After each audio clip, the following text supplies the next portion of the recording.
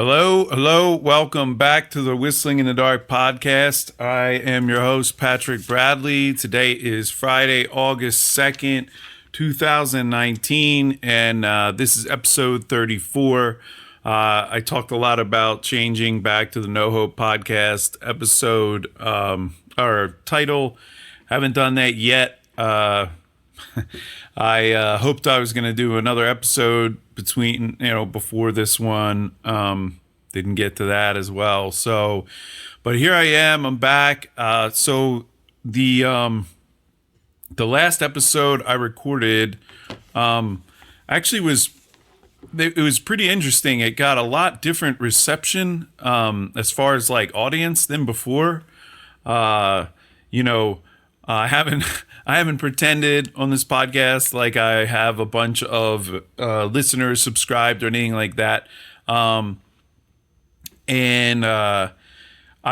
seen small upticks on some topics. I don't even remember what they were.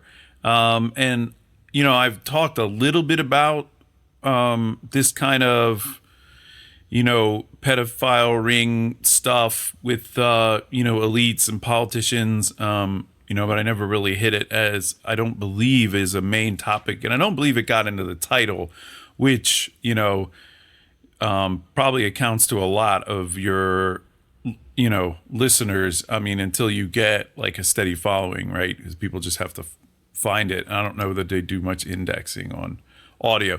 Anyway, yeah, so, I host, I have just a podcast hosting site. Nobody really listens there, but it gives me a feed that I didn't have to like set up myself. And, I set it up on Apple Podcasts, Stitcher, some other places like Google Play and I think Spotify. I don't know. So, there's the most popular places, but you can also connect it to your Twitter and Facebook and YouTube. And so I've had that.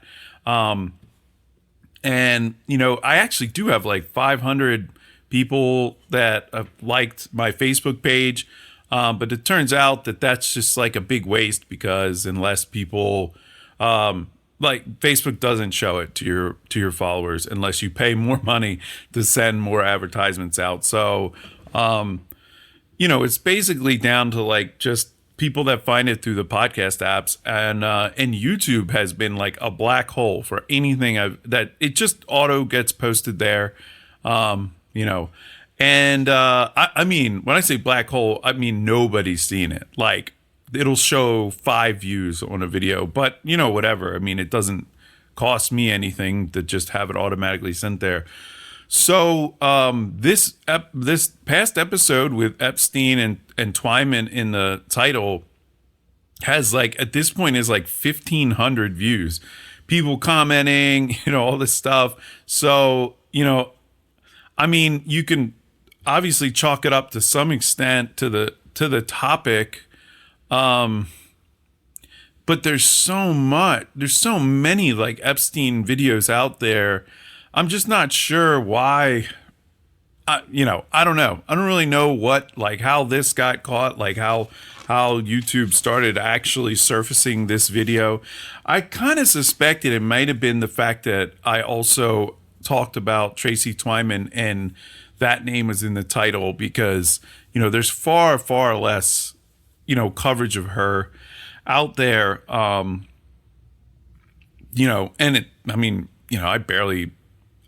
I didn't say a whole heck of a lot about her.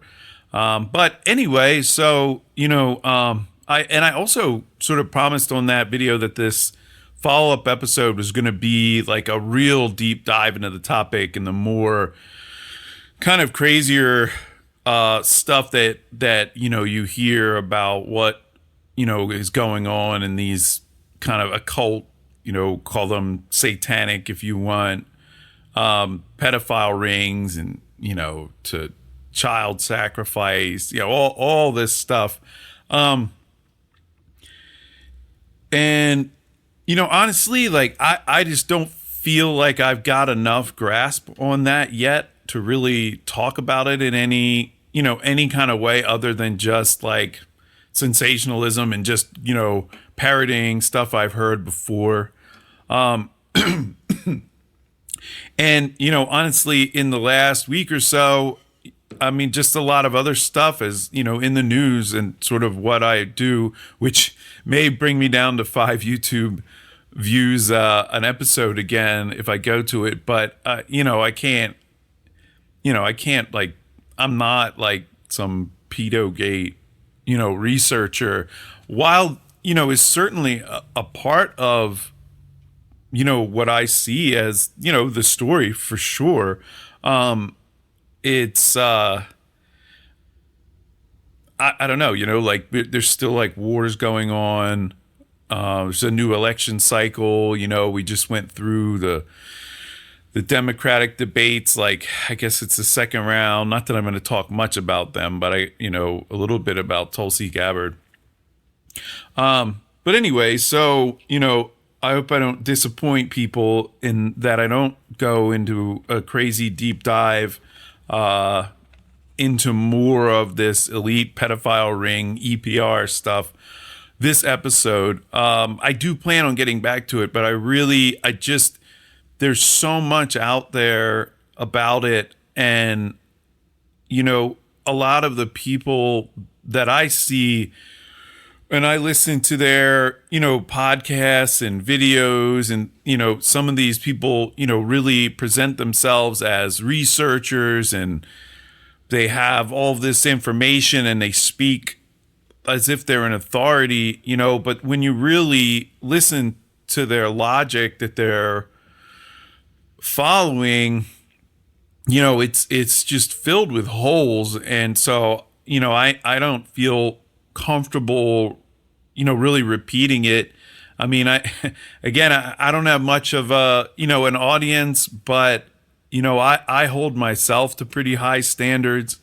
And, there's a few people, and I've talked about this before, but, there are a lot of, other personalities out there that I do trust, pretty implicitly with what they say. Somebody like Tom Woods, or Ron Paul. I mean, his Liberty Report, it's like a little brief he puts out almost every day, normally about war stuff, but also some politics and, and then, and I really like Dave Smith. I agree to a large extent with almost everything he talks about. Peter Schiff's a little more controversial. I think he fires off the hip a lot more, but, largely agree. But, when you get into these conspiracy theory researchers, it can, it can be pretty bad. So anyway, that's kind of where I am with that. So, but there was some stuff I did, kind of miss last week. Or the last episode. I guess that was longer than a week ago. Let's see when that was. Yeah, it was like a week and a half. Anyway, one of the things I talked about. So now to get on this about the Epstein case, about the unsealing of the documents. I talked about it last week, but I don't think one name I'm pretty sure I didn't mention once was Mike Cernovich. And, I'd actually heard about this stuff from him, I believe, or maybe on I think I follow him on Facebook. I don't know. A lot of this stuff bleeds together. Maybe he was on somebody's show, but they were saying how he started this case that then the Miami Herald joined up on. And, saying how now there's no mention of him, in most, mainstream or whatever accounts of this. And, it is,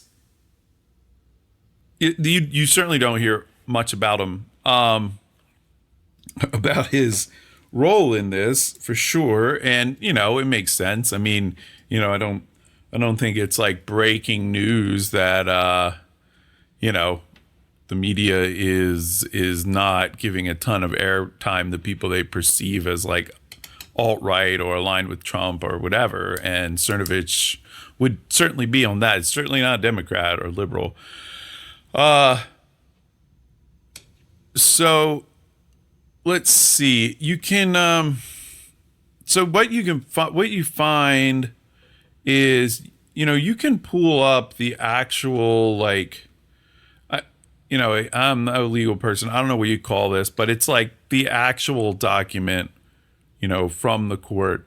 And there's a section of it, and it says, over the course of the litigation before Judge Sweet, 3 outside parties attempted to unseal some or all of the sealed material. On August 11th, 2016, Dershowitz moved to intervene, seeking to unseal 3 documents that he argues demonstrate that.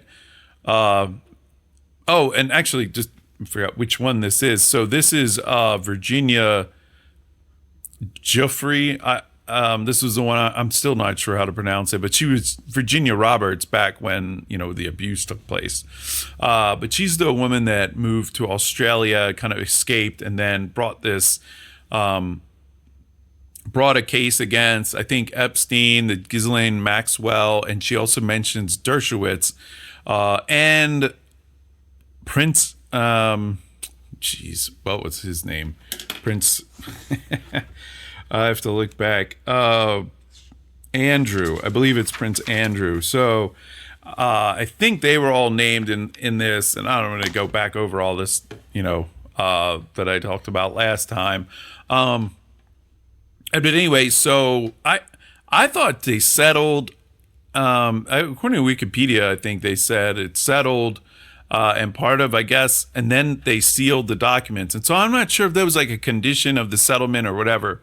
So anyway, that's the case. They're talking about, I guess, all the court documents around that case. So Dershowitz moved to intervene, seeking to unseal 3 documents that he argues demonstrate that Giuffre invented the accusations against him. Okay, so actually, the first person is actually Dershowitz on August 11th, 2016. Then January 19th, 2017, Cernovich, an independent blogger and self-described, quote-unquote, popular political journalist, moved to intervene, seeking to unseal the summary judgment record, and Dershowitz joined his motion. So there you have that. So Dershowitz was first, then Cernovich, and then Dershowitz also, I guess, joined in that motion. So then on April 6th, 2018, after the case had settled, the Herald moved to intervene and unseal. It's a lie. I'm not even sure how to read this. 7 BR appellant, and then in parentheses, Cernovich, 4 case, blah, blah, blah, document, blah, blah, blah, blah, blah, page 8 of the entire docket. The district court granted each of these motions to intervene, but denied the related request to unseal in orders entered, whatever. So anyway, I mean, it's a legal document, and it's super hard to read. And I think it seems like when I copied it over, possibly some artifacts came in there, because I don't remember it being that weird. On April 6th, after the case had settled, the Herald moved to intervene and unseal the entire docket. Okay, I don't know what all that other stuff in my little text note thing was, but so it sounds like Dershowitz was first, and he wanted to unseal 3 specific documents that I guess he was saying like they were slandering his name. Then Cernovich came in and he wanted to unseal the summary judgment record, which honestly I don't know what that is. But it sounds like more than the 3 documents, and it sounds like something more general to the whole case. And then finally, the Herald came, and they wanted to unseal Cernovich. on April 6, 2018, after the case had settled, then they came the Herald to unseal everything. So, and again, somebody that, knows more about legal stuff than me might follow up and say that I misunderstood something. But in my bit of reading through this, the idea was like the judge or the court or whatever sort of just blanketly sealed everything. And what they are arguing is that they never went over the individual documents, and this needs to happen to decide like what is and is not okay to be out there. But and I believe that the idea, supposed to be, but the spirit of this is that, you seal things to protect victims. And that was kind of the idea that like Dershowitz, wanted to open this up, so some of the conspiracy theory stuff I heard around this was like, what's this guy's name? Something from No More News, like No, KNOW. He was kind of accusing Cernovich as working like with Dershowitz and trying to like get a hold of the names of the victims and the people that brought this case so they could like go after them. That seems pretty far-fetched, and I honestly don't really know. I mean, if one is, Virginia Roberts Guffrey or whatever, I mean, she's already known, and if that's who Dershowitz wanted to go after, then that's not a big deal. And I mean, I think like no matter what the court now, but so I think that the court would, redact names and just go with like Jane Doe 1, Jane Doe 2, so I'm not really sure what the deal is with that. I mean, it obviously tracks with Dershowitz, and he's kind of the whole point of what he's saying is, this will, this is BS, and I want the actual documents out there so, I can kind of clear my name and explain how this is BS. Obviously Cernovich doesn't have any sort of clear personal connection. He just is opposed to EPRs, and he wants this outed.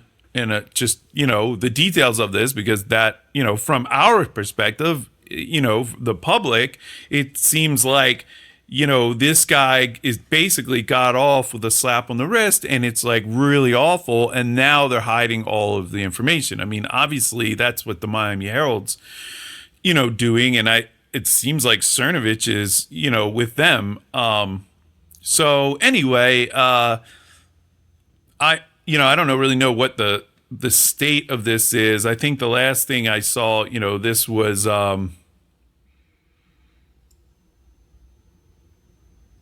unredacted. It says, in the undertaking this task, the district court may be well served by ordering the parties to submit to the court unredacted electronic copies of the remaining sealed materials, as well as specific proposed redactions. The district court may also order the parties to identify and notify individual parties whose privacy interests would likely be implicated by disclosure of these materials. And interests of judicial economy, any future appeal in this matter shall be referred to this panel. Okay, well, so, this was a while ago. I mean, I think this was like a year ago. I don't know. Anyway, basically we're all sitting around waiting for them to, unseal this. And I mainly wanted to mention Cernovich because, he predated the Miami Herald by a good bit, like 6 months or something, in bringing an appeal to unseal, these records. So that was like the first thing. And also just kind of wanted to say, like, I had heard, I mean, this was another, this is an example of like, all the crazy conspiracy stuff that you hear, while I'm like totally open to any part of it being true, but I also, like, in order to believe it, it's gotta be, there's gotta be a good argument, and so much what I heard. And I just felt like the Cernovich thing just seemed, it just seemed like somebody kind of just trashing this guy. I don't know. I don't really know what their motivation was. If it was like a personal thing, they just don't like Cernovich, or maybe they don't like their politics. It doesn't necessarily even mean it's like conscious. Like maybe they just have like a negative vibe, and then everything gets seen through that lens. It's like the left-right paradigm in the US, you know what I mean? Like I think like groups of people, they can be shown the exact same information, but their brains have already been like really distorted, and they can't process it in like a neutral way. And maybe we just can't, as humans. It's just, we're not really built like that. But I do think that you can, use some discipline through your life and fight to sort of remain open, so that you don't just prejudge everything, and then every piece of information kind of somehow already proves this thing that you've thought. But anyway, so that's that's about Cernovich. And I don't endorse or not endorse what he says. I think he's probably a pretty complex guy. I've heard some stuff that's all right. I tend to just like to follow the people that are like get banned from places as much as I can, because if they're getting banned, they're most likely, saying something interesting. If I'm hearing about them, I'm sure people get banned all the time by like just crazy threats and stuff, but they're not like personalities, in the media. All right. So, let's see what else there. So something else that I think I did talk about this, but just quickly, like and again, this is something that, you listen to some podcasts or videos or whatever on the topic, and it's like a foregone conclusion that Jeffrey Epstein is like a Mossad agent. I don't, maybe I haven't seen a lot of evidence that's real, evidence of this. But I've seen there's a lot of connections to him that make you raise your eyebrows. But I personally, I'm not sure what people are working off of to come to this concrete conclusion. And, I think it's one of my defining characteristics is that I am able to like exist in like a gray space, like I can exist indefinitely without knowing and without defining my position on everything, if there God, or, whatever the question is. Most of the time I just say, I don't know, is man-made global warming real? Is that happening? I don't know. I mean, I have some opinions about it, but, here and there, I've looked and read a lot, but it's tough for me to like, just, for sure say one way or the other. So I'm sort of just remain skeptical, and I kind of wind up being skeptical of like anything anybody says. But anyway, but at least what I've seen that's leading down this road is the connection with the Ghislaine Maxwell and her father, who I believe, and forgive me, a lot of this initial stuff I'm sort of going without any like notes. Is really I didn't write much stuff down or go back over it, but I believe I have this all in my head straight. So you got his like, main sidekick in all of this has been Ghislaine Maxwell, And I know I talked about her last episode, and she's the daughter of what I believe is Robert Maxwell. And Robert Maxwell was a big media mogul in London. Never to the level of Rupert Murdoch, but at least sort of mentioned in sentences with him, I guess. Possibly always in that sort of shadow of wanting to, be on that level. And basically, so this is a part where, like, I don't know how certain this is, but it seems like a foregone conclusion that Robert Maxwell was in intelligence and probably was involved with Mossad. Now, I could be wrong, and maybe I'm just, going with the hearsay, but, he's got a much longer history of stuff than Epstein. And nothing like, from what I read, I don't think I came across anything about like pedophilia or whatever, but just, involved in intelligence stuff or whatever with Mossad, and possibly, I think also maybe with, with England as well. And anyway, like, so he winds up dead. They find him just floating in the water.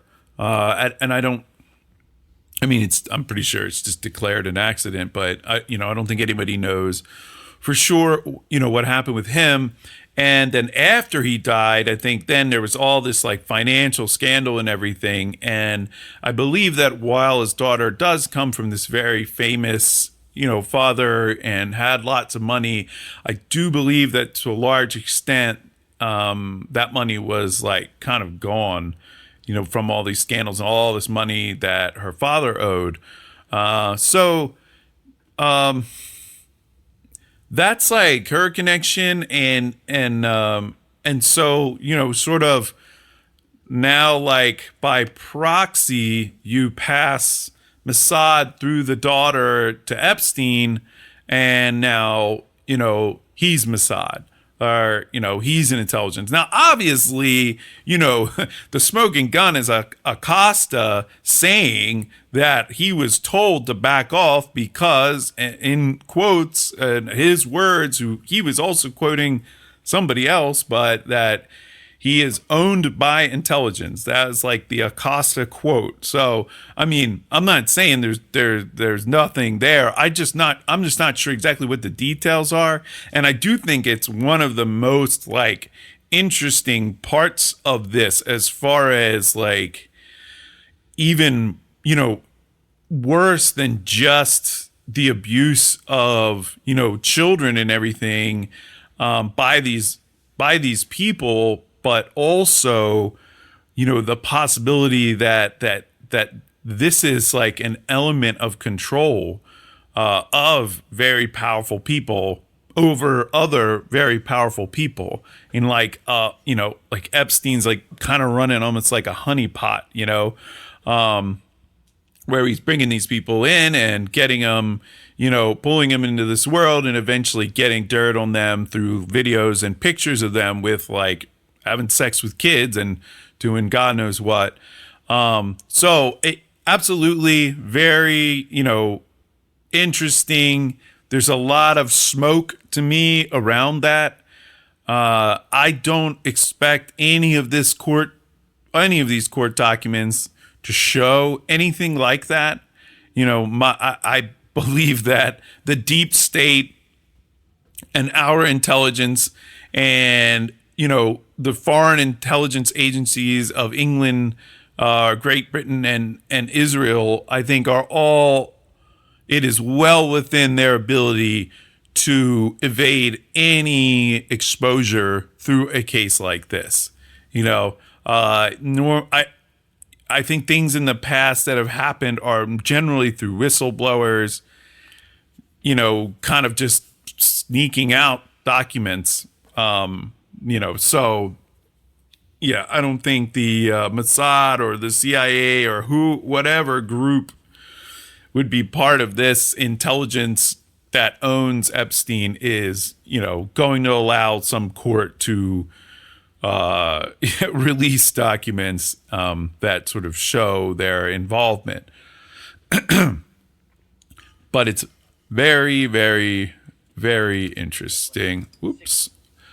And so I'm not sure that I have much more to say about that Mossad connection at this point, or the intelligence. But it's, oh, and of course the passport. Again, I've seen it. I've seen it reported originally as a Saudi passport. Then looking at Wikipedia and then following their links, to their sources, it was an Austrian passport that it had Epstein's picture on it and claimed a Saudi Arabia birthplace. And then this a couple days ago or something, and I can't remember what it was, but I heard a claim of there were two passports.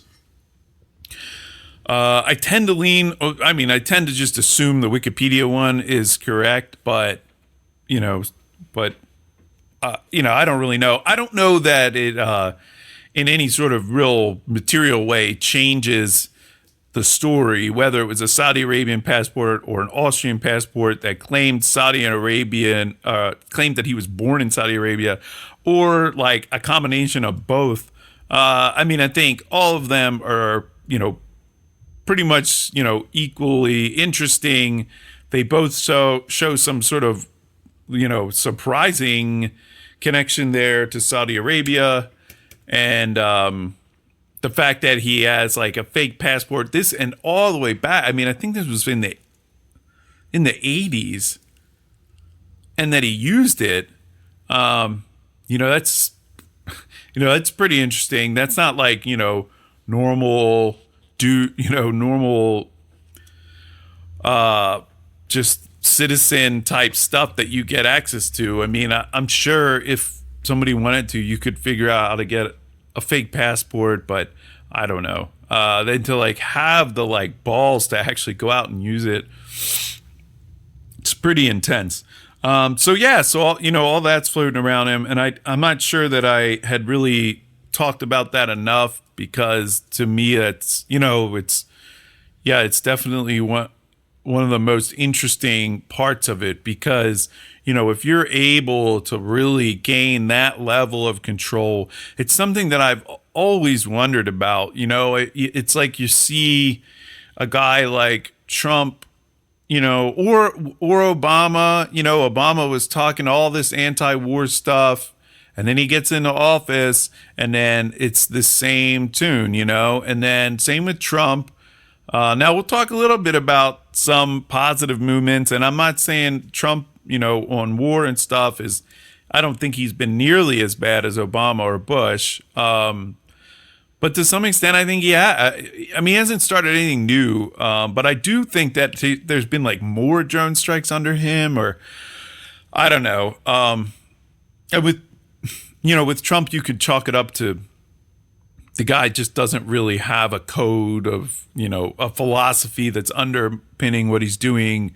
So he's easily kind of swayed one way or the other. But I've wondered with the Mueller investigation, if there was some sort of dealing there that they, said, hey, we're not going to get you. We can't get you, but we can get your son. We can lock your son up unless you play ball. Stop talking about pulling out of Iraq or whatever, Somalia or whatever it is. And because there's been, Trump's been outspoken about all that stuff in the past. But like most of them, once they get in office, it's just like a totally different thing. And I don't know, something like this, something like where there's this web of, blackmail sort of intelligence in a really dark way. People can't ever let this get out. I've thought before, like maybe it's about families and threatening, your kids and stuff like that. Yeah, but this is pretty interesting. And I mean, at this point, I think it's pretty safe to say that there are tons of videos of very powerful people having sex with children that this guy has created. Epstein. I would take that gamble.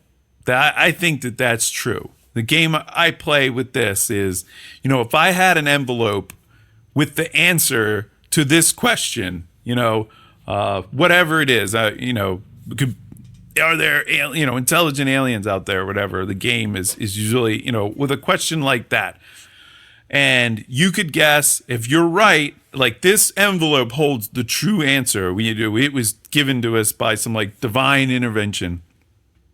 If you're right, you get $1 billion. You're wrong, you get nothing. What are you going to guess?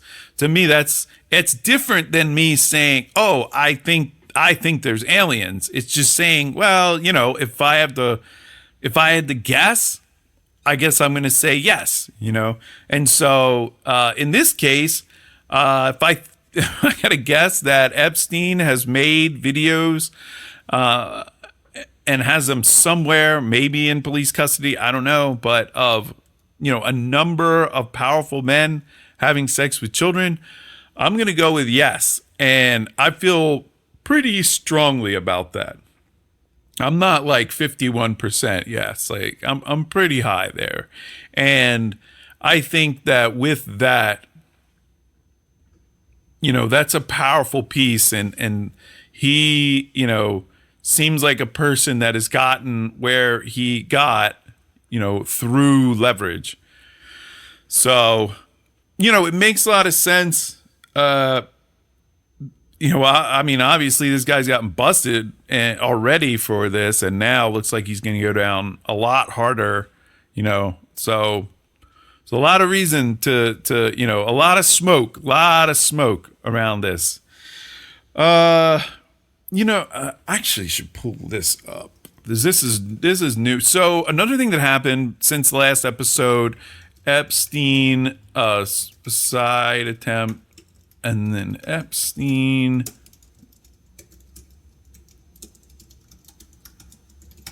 So two things that happened. One was in the news a lot. I'm just going to pull up the first thing that came up on DuckDuckGo, which is a Forbes article. So Jeffrey Epstein's suicide attempt, next steps in prison.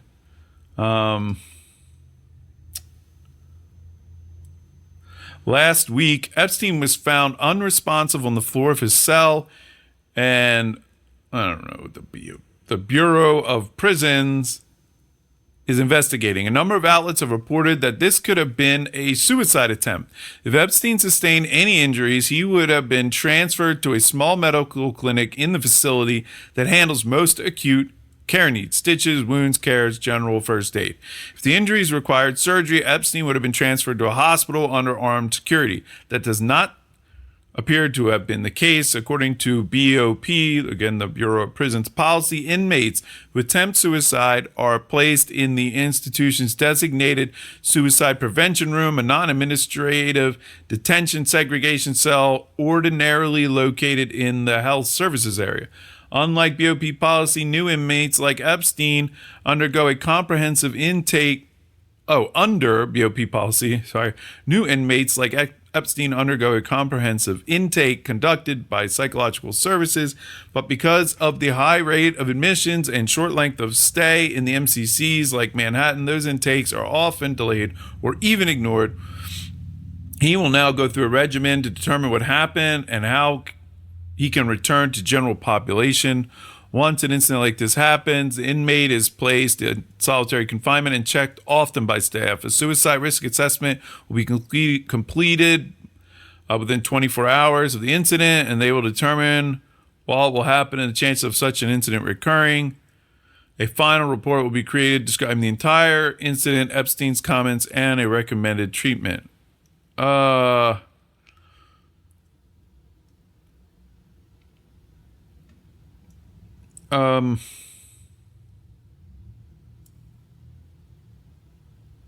I'm just making sure. So yeah, I don't think anybody knows at this point. Well, I mean, maybe people inside. I haven't heard anything definitive. He may have simply just tried to kill himself. Other people obviously suspect that, like, one of these elite, people with a lot to lose tried to have him killed. That was July 29th. So today's Friday. I don't even, what day was that? Was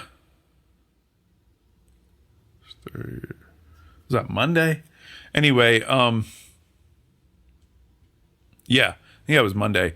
So I don't know if anything else has come out, but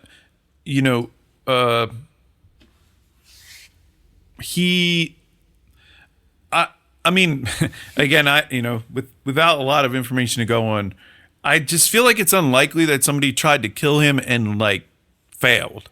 They like left him messed up but not dead. So I mean, that's my kind of only take on that. I could see him trying to kill himself, but at the same time, it's tough to know. To be.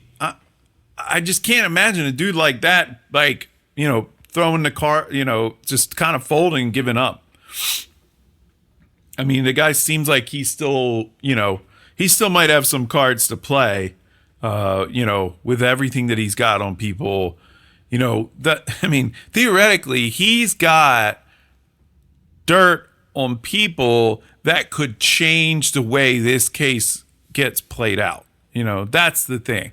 And if he was so unlucky to wind up, in a courtroom and a whole setup where he doesn't have control, then all right, I guess maybe you give up. But I mean, he got arrested in his, home base. You would think if there was any place that he would have, worked on getting this kind of like dirt on people, it would be there. So, yeah, it'll be interesting. The other thing, and this I don't think has been decided, but with Epstein's lawyers are pushing to have the case tried in like a year. It's supposed to be 1 million documents. That's what they say. I'm not sure how they've gotten that many documents on this. I mean, that, I don't know how extensive this this ring was, but but we haven't found out about that. So the trial date, I believe, is still up in the air. And the other one that came out was so this is another one. Jeffrey Epstein reportedly told prominent scientists he wanted to impregnate 20 women at a time in his New Mexico ranch in order to seed the human race with his DNA. Jeffrey Epstein hoped to seed the human race by impregnating women, a New Mexico ranch, and told scientists and confidants of his plan. The New York Times reported on Wednesday, citing 4 sources familiar with his thinking. The financier and convicted sex offender had discussed the idea since the early 2000s at various dinners, conferences, and gatherings, but no evidence he actually acted on it. The idea was to impregnate 20 women at a time by inseminating them with his sperm. The idea likely comes from Epstein's well-known interest in transhumanism, a eugenics-like philosophy about enhancing the population by using modern technologies. Anyway,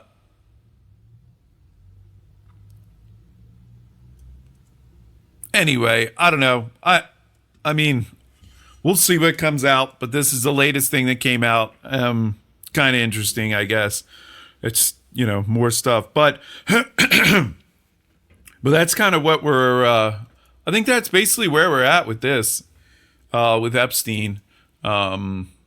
So I wanted to talk a little bit more about Tracy Twyman. So I found, let's see what if I have this video here. No. This guy, Crypto Beast. So, if I am following this correctly, Crypto Beast, his name is like Steve. Yeah, here we go. Steve Altram.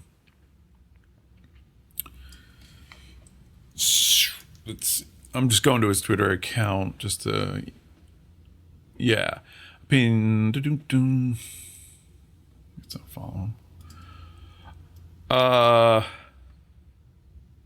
Wikipedia. Steve Altram was born in 1973 as a technology entrepreneur from New Zealand. He is best known for success in the early .com years of the internet as the creator of Sausage Software and its flagship product Hot Dog web editor. He also founded software company Urbanize.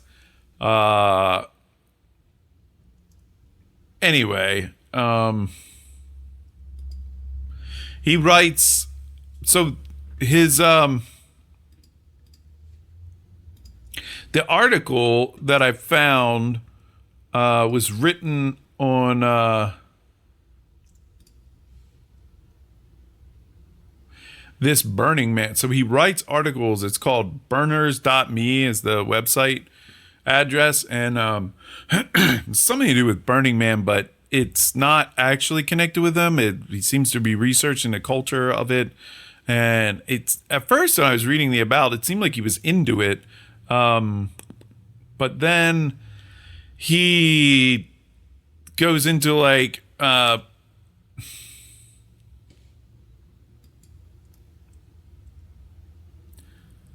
in Shadow, so there's something called Shadow History. I explored the history of Silicon Valley. Burning Man played an important role. And then he's just got all this series of, pretty intense, connections between Silicon Valley and, all this occult stuff. I'm sure there's like pedophilia stuff in there. And he says, we have come under attack by a gang of trolls who claim to be tied to the Department of Defense. See Debunking Douglas Dietrich for updates. Anyway, people may be familiar with him. I ran across him here and there. I may have first came across him with this Tracy Twyman stuff. It's last week or last episode, I found out through the Higher Side chats. I follow their podcast, and they posted a video or a podcast that was basically, R.I.P. Stacey Twyman, and some addressing of some of the specific things that she had said in the video. And I believe Crypto Beast is actually the person that put the video out that she sent him. So some interesting stuff. But so this isn't like breaking news. This is actually from July 10th. So I believe this is the day she died. Also, I think it's the day that Epstein got arrested.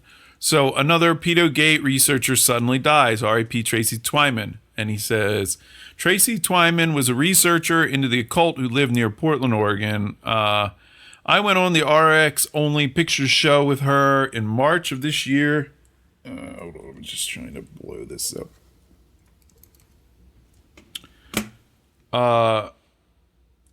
And called into the show again on May 22nd when they did a special after Isaac Cappy's death on May 3rd. He died on May 13th, 2019. Tracy had been in touch with Cappy and was investigating some of the same things, including Voodoo Donuts and their neighbor Dante's, which both make extensive use of satanic imagery and themes. Again, I've looked into this stuff a little bit. I actually was looking at this stuff earlier this week. What the fuck's this guy's name? Vegan Mikey or something. I came across all this weird, like I was saying, it's very hard to like parse through this stuff. You listen to a guy, and I'm not saying he is not telling the truth. I have like no clue at this point how to verify. And and I haven't. It seems like it would take a lot of time to like look through, just to get some perspective. But I think he's like was friends with Isaac Cappy. But I mean, it's a kind of he just seems totally untrustworthy. You listen to the guy, he just doesn't seem like an honest guy. If you've got good radar for, recognizing when people, when you got to keep your eye on somebody, I mean, he should be setting off your alarm bells. Again, maybe I'm totally wrong. I don't know, but that's the first. He's talking about Voodoo Donuts as well, and there's this connection all the way back to I think like the Comet Pizza people. And if there's one thing that I think is true, that's like pretty easily verifiable, is that there are like people from that kind of Pizzagate. That's what the Comet Pizza thing, and whatever's happening in Portland now. I don't know if, so that's that. And maybe it's just like totally unfortunate for the Voodoo Donuts people, because they're just, maybe they're just good people and they just got, happen to be friends with the Comet Pizza people, and maybe they're just happen to be good old pizza people, that just like actually just like kids and don't abuse them. I have no idea about that. I'm not saying it's like unknowable. I'm literally saying I don't know. Like I haven't gone into that in extensive detail. So, I just can't really weigh in, and, I don't want to be calling out these places as being, part of some child abuse ring. But this is what like Tracy Twyman, she was on. And I don't totally know this vegan Mikey thing, but there's all this like infighting amongst people that are kind of researching this stuff. And a word you'll hear, and if you haven't heard it before, but it'll be LARPing. And, that's live action role playing. But basically, they would accuse vegan Mikey of LARPing, of basically like having nothing going on in his life or any connection with anything, but just pretending like all this stuff is happening to him. So that you hear a lot of this stuff. And I mean, at first pass, it's nearly impossible to tell which end is up. The way vegan Mikey presents himself, he doesn't do himself any favors. Other people seem a lot more reasonable than him, but I have no idea. It just seems like everybody's accusing everybody of being a LARPer or something like that. So, but anyway, so then so now back to Crypto Beast. Tracy shared some of her research with me after that, but asked me not to publish it at the time because she was quitting Twitter and YouTube after receiving death threats.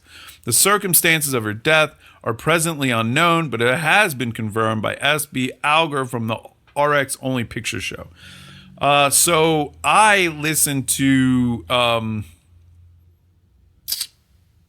damn it, what's her? I can't think of the name of it now. I'm gonna like lose this other video. I had this other video queued up so I wouldn't. A Tulsi Gabbard video. Let's see if I can get this. I just want to say, because I didn't really say the name last episode either, because I kept forgetting. I guessed at it, but I couldn't remember. I just want to say, because apparently this is like, so it's Ground Zero with Clyde Lewis. So that's, whoops. Okay. So Ground Zero with Clyde Lewis is where I found out that Tracy Twyman was found hung. Just a side note. And I believe this Alger guy, SB Alger, who has this other RX Only Picture Show, like video sort of podcast thing. I think it's mainly around YouTube or whatever. He was on the Clyde Lewis show when they were, talking. But this was like a week after her death. Clyde Lewis was a person that was actually like quite close with her. He officiated, I think, her wedding. Her husband apparently, or ex, I don't know, killed himself a while ago, and then Clyde Lewis did that ceremony or something. Anyway, so this SB Alger guy had verified that, and I think she was like that. I believe maybe her last appearance was on their show. Their show is really weird. I had a lot of trouble figuring out what the hell was even happening on their show, but I haven't gotten back around to watching it either. So yeah, that's something. If you want to look at some weird stuff, RX only picture show. So this guy confirmed it. So this makes this video that she created for me and one other person a kind of dead man switch, right? And we talked about that.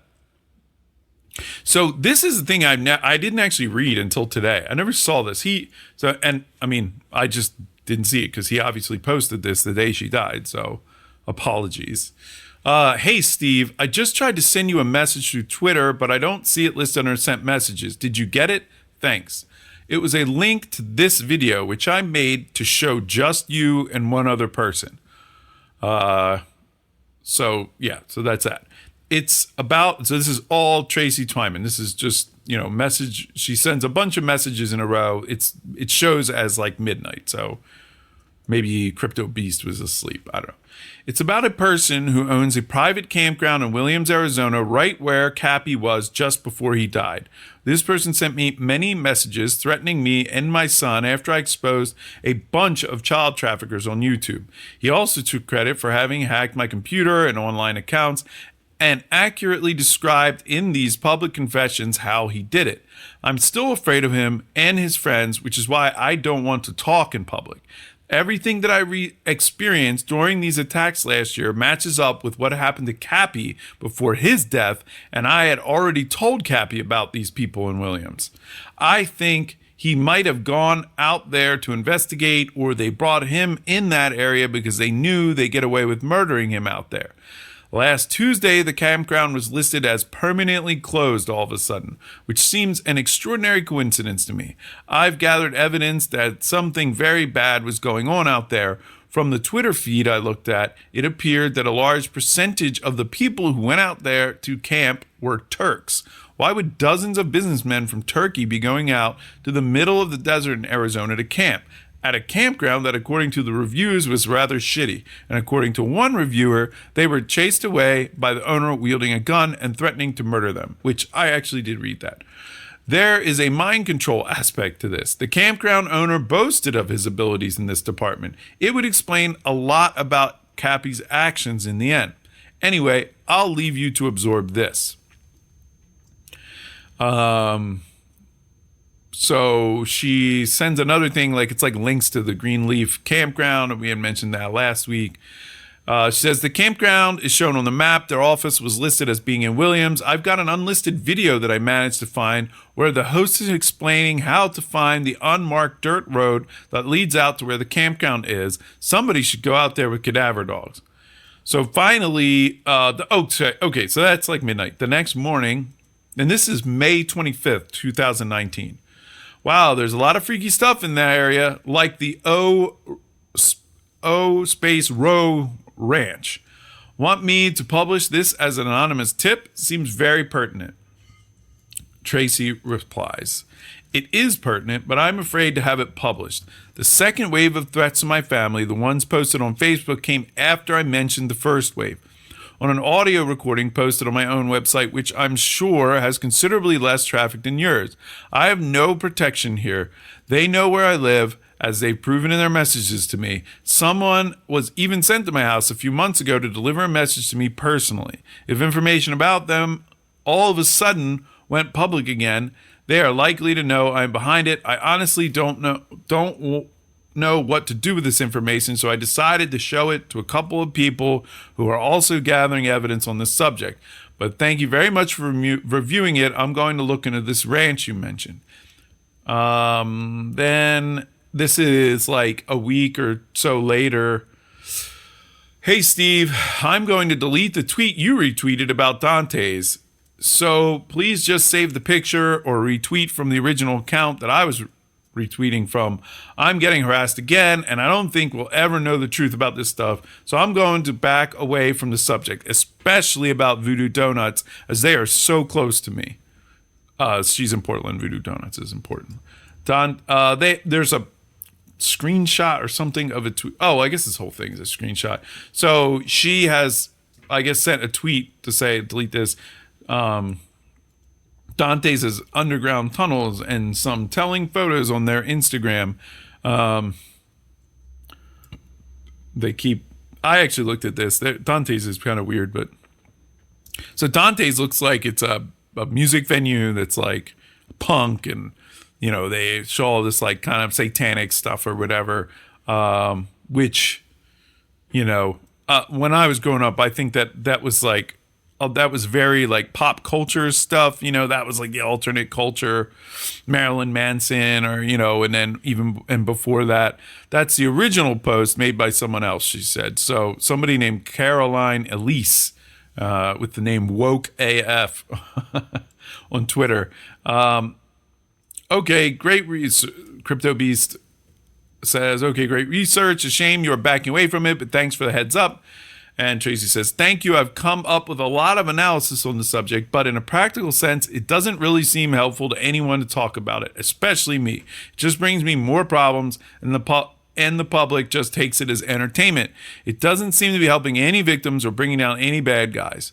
And Steve says, maybe something to consider, making a non-account. I think it's all helping a lot, but I'm sympathetic to the risks. Another blown up picture of Dante's. Then here's my show with Tracy before Isaac's death. Here's a show I called in after he passed. So she's got links to these different shows on the Arts Only Picture Show. Tracy's reaction. Then he said he did an interview about this with Lift the Veil, which he released as Crypto Beast number 21. Greg Carlwood from Higher Side Chats has made a statement in response to that. So Greg Carlwood's response is the first thing I heard. There's some disturbing discussion from 2018 on their website about some sort of group magical ritual for Tracy.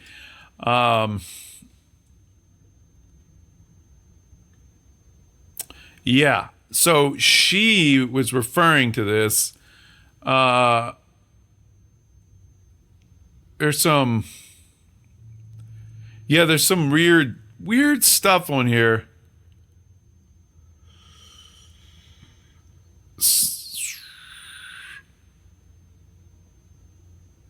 Yeah, it's this Gen X Gemini. So his account here is called Gen X Gemini. He keeps posting stuff. This is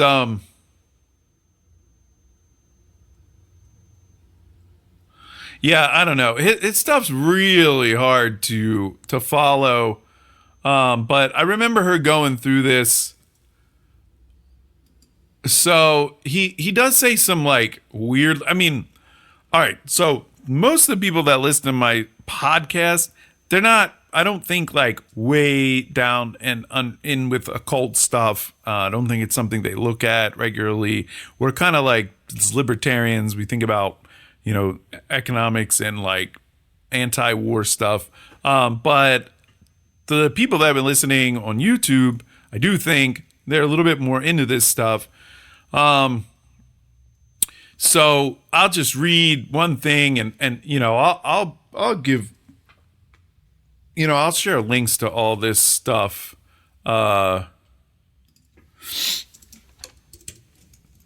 So that, if you want to look at this on your own, I will give a link to this. I will give a link to this Crypto Beast article. I actually think that's the most interesting thing I've seen. Okay, so he starts off by talking about wow, folks, imagine a cult warrior, street team, better still, a cult warrior, logistics service, or owls. So, and if you know, owls are a sort of an occult symbol, and he sort of formed some acronym that are ready to kick into esoteric action when those oily appendages start to constrict around us. Well, it's exactly what happened this evening on Facebook. Magicians, positive energy singers are welcome to join me tonight on half of Miss Tracy Twyman. Right.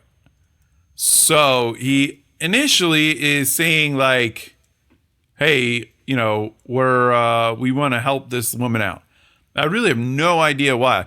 But remember, this is the owner of the campground where, just down the road, Isaac Happy died. And Tracy Twyman was investigating. So, the fact that he's coming out and sounding positive or whatever is like super, weird. Doesn't make sense. We all formed a singular, clear intent and combined in the right relation with the following ritual. We performed together live on Facebook last night at 9:36 p.m. This is the first of many action-oriented magical outreach. We will perform for our people. We care. We can. We're tired of seeing the man take us all out one by one. That must stop. We must stop it. This is how we're going to do it. Hey, and he says all this stuff. Subject of focus, Miss Twyman, the sigil. Let's use the Ankh for 360 degrees of life protection. The color yellow for strength and courage at coordinated time. All right, so finally visualize your being, whatever. So it's like he's talking about all this, whatever. And it kind of goes and goes. There's people responding. And then he says, you're definitely not being paranoid after some stuff. You know the feeling when someone watching you because you felt that before, you weren't being paranoid then, you aren't now. The same thing with this. And he says, Twyman has been, quote unquote, educated and has complied.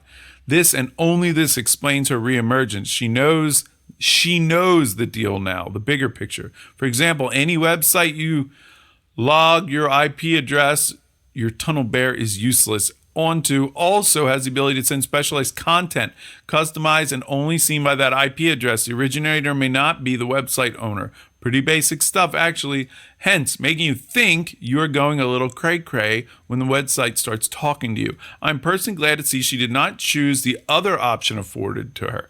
Those crossroads are a lose-lose. The alternative option led to the Warner Brothers water tower, an absolute death, in case that was too subtle for some folks.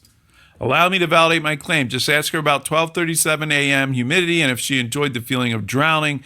She has much she could tell, very little of it will she. You don't need water to feel like you're drowning. He has a picture of a woman, looks depressed. You see, hard-headed pseudo-celebrity podcasters can have very difficult time paying attention beforehand, but they never fail to focus afterwards. EVER. Present company not excluded. So anyway, and he just keeps posting. So whatever. I don't know. She refers to that in her Dead Man Switches video, and then that's some of the stuff that was in that video. Her going through that and talking about it, and her mentioning that she didn't feel any humidity. So she don't really know what he was talking about. But clearly this guy, he said like her choices were between whatever. It sounds like between talking and dying. It's not that coded, right? Like this guy, whether or not it's just a bunch of crap, I don't know. Maybe this guy is just like some weirdo campground owner and he's just like, yo, fuck this lady. Why is she talking all this shit? Or maybe he's some mystic occult magician that, drains children's blood for their power. I don't know. I don't know anything about this guy. I actually thought about contacting him and ask him if he wants to be my first ever interview. It'd be interesting to see what he has to say. As Gen X remembers, I actually followed him on YouTube before. Jamie Espy. Yeah, that's dude's name. Jamie Espy. He doesn't put up many videos though. Yeah, he put up 4 videos a year ago. JamieSB.com, but she warned, don't go to JamieSB.com because he's supposed to be like a super hacker that will just take over your computer. I'd say one way you could do it is probably, if you're worried, I mean, again, I have no idea. I looked at this guy's Facebook page. I looked all through this stuff, and I don't know. But his point is, is pretty interesting. Or it's pretty legit, right? Like, you can definitely like hijack. Like, if you get something on somebody's computer, you can, basically make it look like whatever you want is going on when their browser, is open. So you could wait till they visit a certain page and edit stuff, add whatever. I mean, it's definitely a doable thing.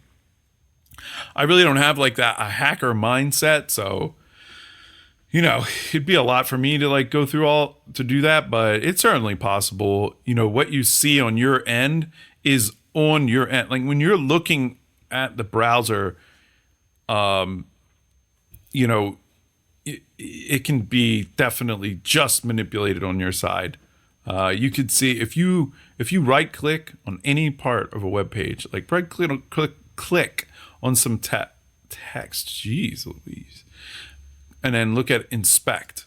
It'll open up the HTML source, go to it, and then go type a word in there, like test. Hit enter, and now that word shows up in your browser. So easy peasy. If you're looking, if you're just walked in and you looked at my browser, you'd be like, why did they put capital TEST in front of that paragraph? That's weird. And there's absolutely like no signature, no evidence that it's just not part of the page. But then if I refreshed it, you'd be like, where did the test go? Because it's not coming from the server. It's something only on your end, right? Anyway, so that part of what he's saying certainly holds water about all this, like being able to cast spells around the world and do stuff to people. I have no idea. And he says, okay, so back to, and I am talking way more about this than I expected. But I did find this, and this was really interesting. So here's Carl Wood, and so he's talking about, you know what? I'm gonna pull this up. So he's talking about Carl Wood. All right, guys. Greg Carlwood here, and this is a highly unusual and very sad and frustrating moment for many people. The first guest that I was semi-close with has passed away, Tracy Twyman. I never met Tracy in person, but she was someone I had on the show multiple times and did occasionally touch base with in the DMs from time to time. And this all just happened. I don't even know the circumstances of her death, but I know she was married. I know she had a family, and I couldn't have more empathy for all of them. Few people really experience this sort of unexpected loss, and I cannot imagine how hard it is. I don't even Okay, I'm gonna kind of talk over it a little bit, keep the volume down. So, careful with my words. Yeah, maybe he will get to it. For everyone's sake, because when things are this serious, it's just very irresponsible to be sloppy with your language. But Tracy did record a video, and she circulated it to a few friends, and now that she's passed, before even a day has gone by, sloppy with your known, they'd be starting a shitstorm. But I'll give them the benefit of the doubt and did this video that she had recorded, which I think is extremely disrespectful and irresponsible, but it is what it is now. They had to have known they'd be starting a shitstorm, but I'll give them the benefit of the doubt, and I'm sure they were just grieving and still are. And you would have to watch that in her own words to have all the context, but she names me, the Higher Side Chats, and my friend Kyle, a guy I have known since the 3rd grade. One of the most compassionate and kind people I know, to be honest. And now I'm getting a lot of messages about it. Some people are skeptical of me and of this close friend of mine. And instead of responding to tweets and comments one by one or engaging with people who mention me on the thread for Tracy's video, which I think would be super disrespectful, I'm just going to give my context for the situation, and anyone who's curious can listen to it here. So, okay, yeah, just real quick, so Crypto Beast says, "Well, I appreciate this guy is unhappy with the video going out because it doesn't paint his best friend, who is this guy Kyle, in a great light, perhaps highlighting his mental illness or perhaps pointing to something much worse. He's pretty much the only person out of 20,000 plus views on the video so far objecting to the information being public. I didn't know Tracy very well, but people who did are supportive of this quote-unquote dead man switch type of information being released. If anything ever happens to me, please, all the info you can." And I agree. I remember this Higher Side Chat thing is the first thing I heard. I never even heard of Tracy Twyman before. But I remember thinking, what's in this video? She sent this video to this person privately, and now he's putting it out. It seemed... right away, it did seem kind of odd, and I didn't know what he was talking about with his friend or anything like that. I wound up then just sort of looking it up, and yeah, I really don't get, I think this Greg Carlwood is sort of coming from out of left field, and kind of like Crypto Beast is saying, I think it's, he doesn't like that he got negative press over this, and because she doesn't present Greg Carlwood very positively, I don't believe, in the video, and she definitely doesn't present his friend. So anyway, I'm going to play a little bit more, but, I'm not going to, there's 15 more minutes, so. But Kyle's been my friend for more than 20 years, and in the first couple years of THC, he did co-host some episodes with me. Duncan Trussell is one that comes to mind. But when I was still trying to find my way and trying out several different formats, one was co-hosts, and he was a big part of that, as were a few other people. And I just say that because unlike me, unlike Tracy, Kyle is not a public figure in any way. And if you wanted to get context for who he is, that's really the only place to do it. Tracy mentions this in her video, but back when the Ferguson police riots and protests were going on, Tracy was a producer on Ground Zero with Clyde Lewis at the time, traditional multi-hour live radio program, and she DM'd me and said, "Hey, I know you're from St. Louis originally. Do you know anyone who is down there and can maybe call in?" And I said, "Yeah, actually, my friend Kyle happens to be down there protesting right now." Police brutality and racial injustice are major issues to Kyle. I'm sure he'd be willing to call in. And of course, I would get a kick out of listening to it and having facilitated it. And it happened. Kyle had a short segment kind of being their eyes and ears talking about what he was seeing on the street in the action. So I guess they kept in touch on Facebook. I know he really is a big fan of her research. Obviously, no matter how close you are to a person, you don't know who they talk to or what they say, but Tracy and Kyle were friendly. Now, fast forward quite a bit to around this time last year, they started going pretty deep into some creepy videos they were seeing and trying to symbolically decode. And they looped me in to a group chat and shared it all with me, and it was all pretty creepy. It did not make me feel good. And it wasn't anything overt, but it definitely gave me the creeps. And Tracy said, "Let's do a show on this right now."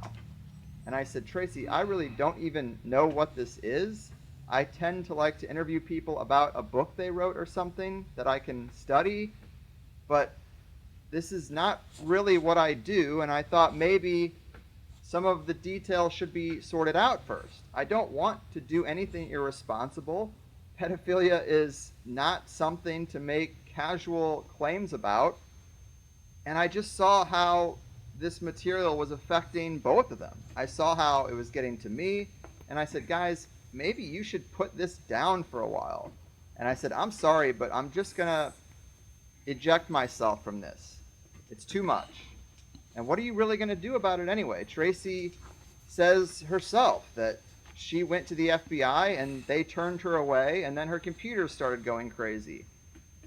But I consider that little saga to be separate from the other aspects of this whole thing that Tracy talks about in the video. And I've talked about it a little bit myself, and that is a bombardment of creepy, cryptic, vaguely threatening messages that I was getting at the time. And now I know, I guess some of these people were also messaging her at the time. But I do just try to stay out of stuff like that. I don't like to give it more life by talking about it, but it was my first real experience dealing with the sort of stuff that did make me feel mildly unsafe. And because my show is always just focused on the guest and their work, I don't really leave room on the show for me to talk about some unrelated personal dramas I might be experiencing. I talked about it the most probably when I was last on Grammarica. I was still trying to be a little vague and not let people know they got to me and not air my friend's personal business. But I talked about it there. People were sending me creepy pictures saying how sad it would be if I lost my wife, saying that they're doing magic to disrupt my marriage. And some of this was happening in private messages. Some of it was spilling over into the THC Facebook group, which I had just made, by the way. And I tried to stay out of that by just going in and renaming the group the unofficial Higher Side Chats Facebook group, so I could wash my hands of it and say, you know, I really just want to make my show. I have no control over this group or anyone in it, because I really didn't. And I didn't get into this to police Facebook groups. And some of this was happening on the THC Plus forum, something that's just for the paid subscribers, which I'm also not on as much as I should be, but clearly posts on that forum are relayed in Tracy's video. By the way, that's the link I was reading from before. I'm just sort of Gen X trying remembers. to stay busy on the show and not engage with this stuff, because if it's affecting you and it's all through a digital screen, shut off the screens for a while. And that was how I handled it. So, all right. And actually, I don't think I listened actually much past that. Anyway, and sorry if that was like a little bit weird or boring. I'm not the best at splicing in audio. I record all this stuff in Logic Pro on my computer, and I just have one of the channels in the preamp. One of the preamp channels just connects to my phone, and I play audio off my phone.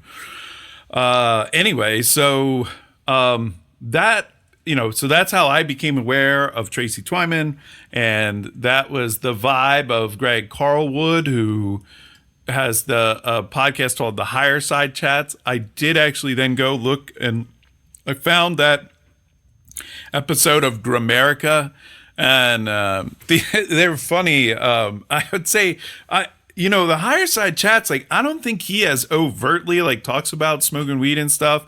But the Grammarica guys, they definitely just sound like conspiracy theory stoner guys. And I think in Canada, they seem like very nice chaps. And Carlwood was on there and they were talking. And I don't know, like I said, there's all this weird like infighting drama stuff. And, it definitely like, and I have all could be disconnected too. Like I'm not saying that like Vegan Mikey has anything to do with any of this drama, it's all, but apparently there's like people that think that Greg Carlwood is like some, government double agent. I don't know, whatever. Anyway, so that, that was his take. And I really did like the last thing there about like, hey, if all this stuff's coming through your screen, just like unplug the screen, So anyway,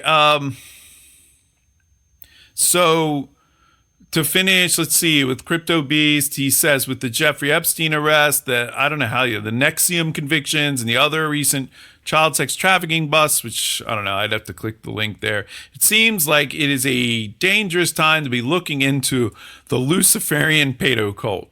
Isaac Cappy researched hashtag pedogate, now dead.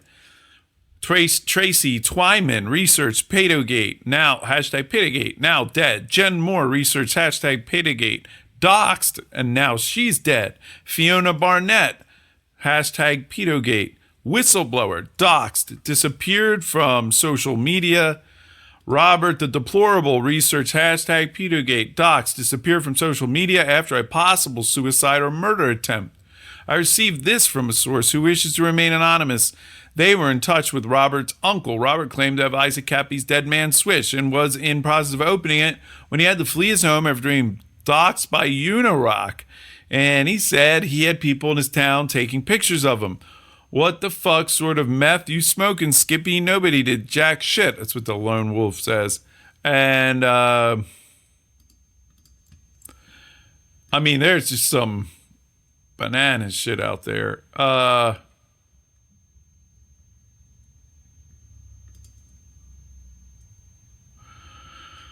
Whew.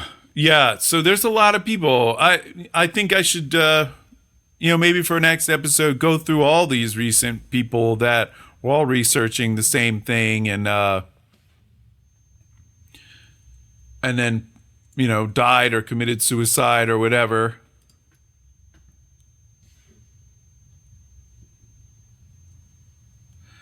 In that town tonight, I know you're there. They took pictures of you.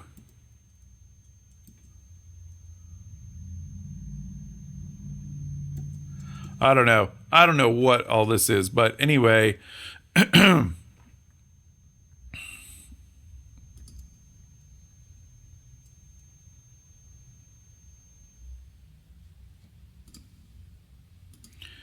I don't know who this is, but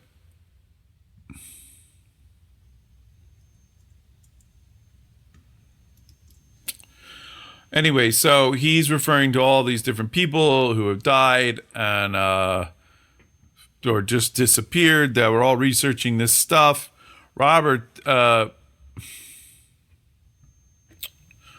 ended up in the hospital with what we initially thought was a suicide attempt. Robert uncle posting from Robert's Twitter account gave some details suggesting maybe it wasn't suicide. If the sanctuary used not broke, he would not be here. We have this is just too much for all of us logging out. I won't be logging in again. As per the post I just made, Robert can and will be able to get on here when all of his troubles are over. He is going to be okay. He says he did not try to kill himself. He went back to sleep before we could get him to answer any questions. He is still heavily medicated and is not very awake. He can only type, not talk yet. I'll figure out how to send pictures of both him and some of his paperwork. If you promise to keep it confidential, I need you to make sure nothing can identify where he is right now until we have some answers. Some of it dismissed Robert's suicide attempt as some sort of LARP in light of Tracy's death, not even 2 months since Cappy and Jen Moore's death less than a year ago. Further investigation is warranted. I'll update this post if more information comes in. See also, and he has a bunch of links, other related coverage. He's got a bunch of stuff out there. Yeah, he's just got a bunch of links. Oh, yeah, so he's up.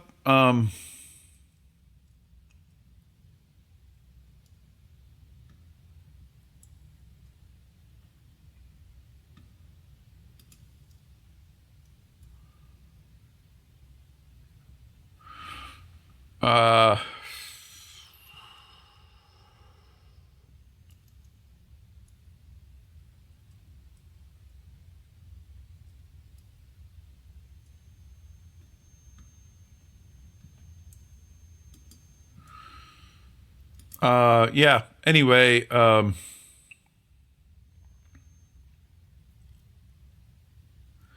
so that is pretty much everything in that article. That was a mega Tracy Twyman. I won't call it an update. I just don't think I did it as much detail. And again, I'm kind of more targeting, my video at people that are kind of new into this world. And, as much as like, I don't know, I say like, hey, I don't know, I don't know which end is up. I don't know what Twyman's talking about. And I don't have I haven't played her like Dead Man Switch video. I mean, I guess that would be, I should, at least, right?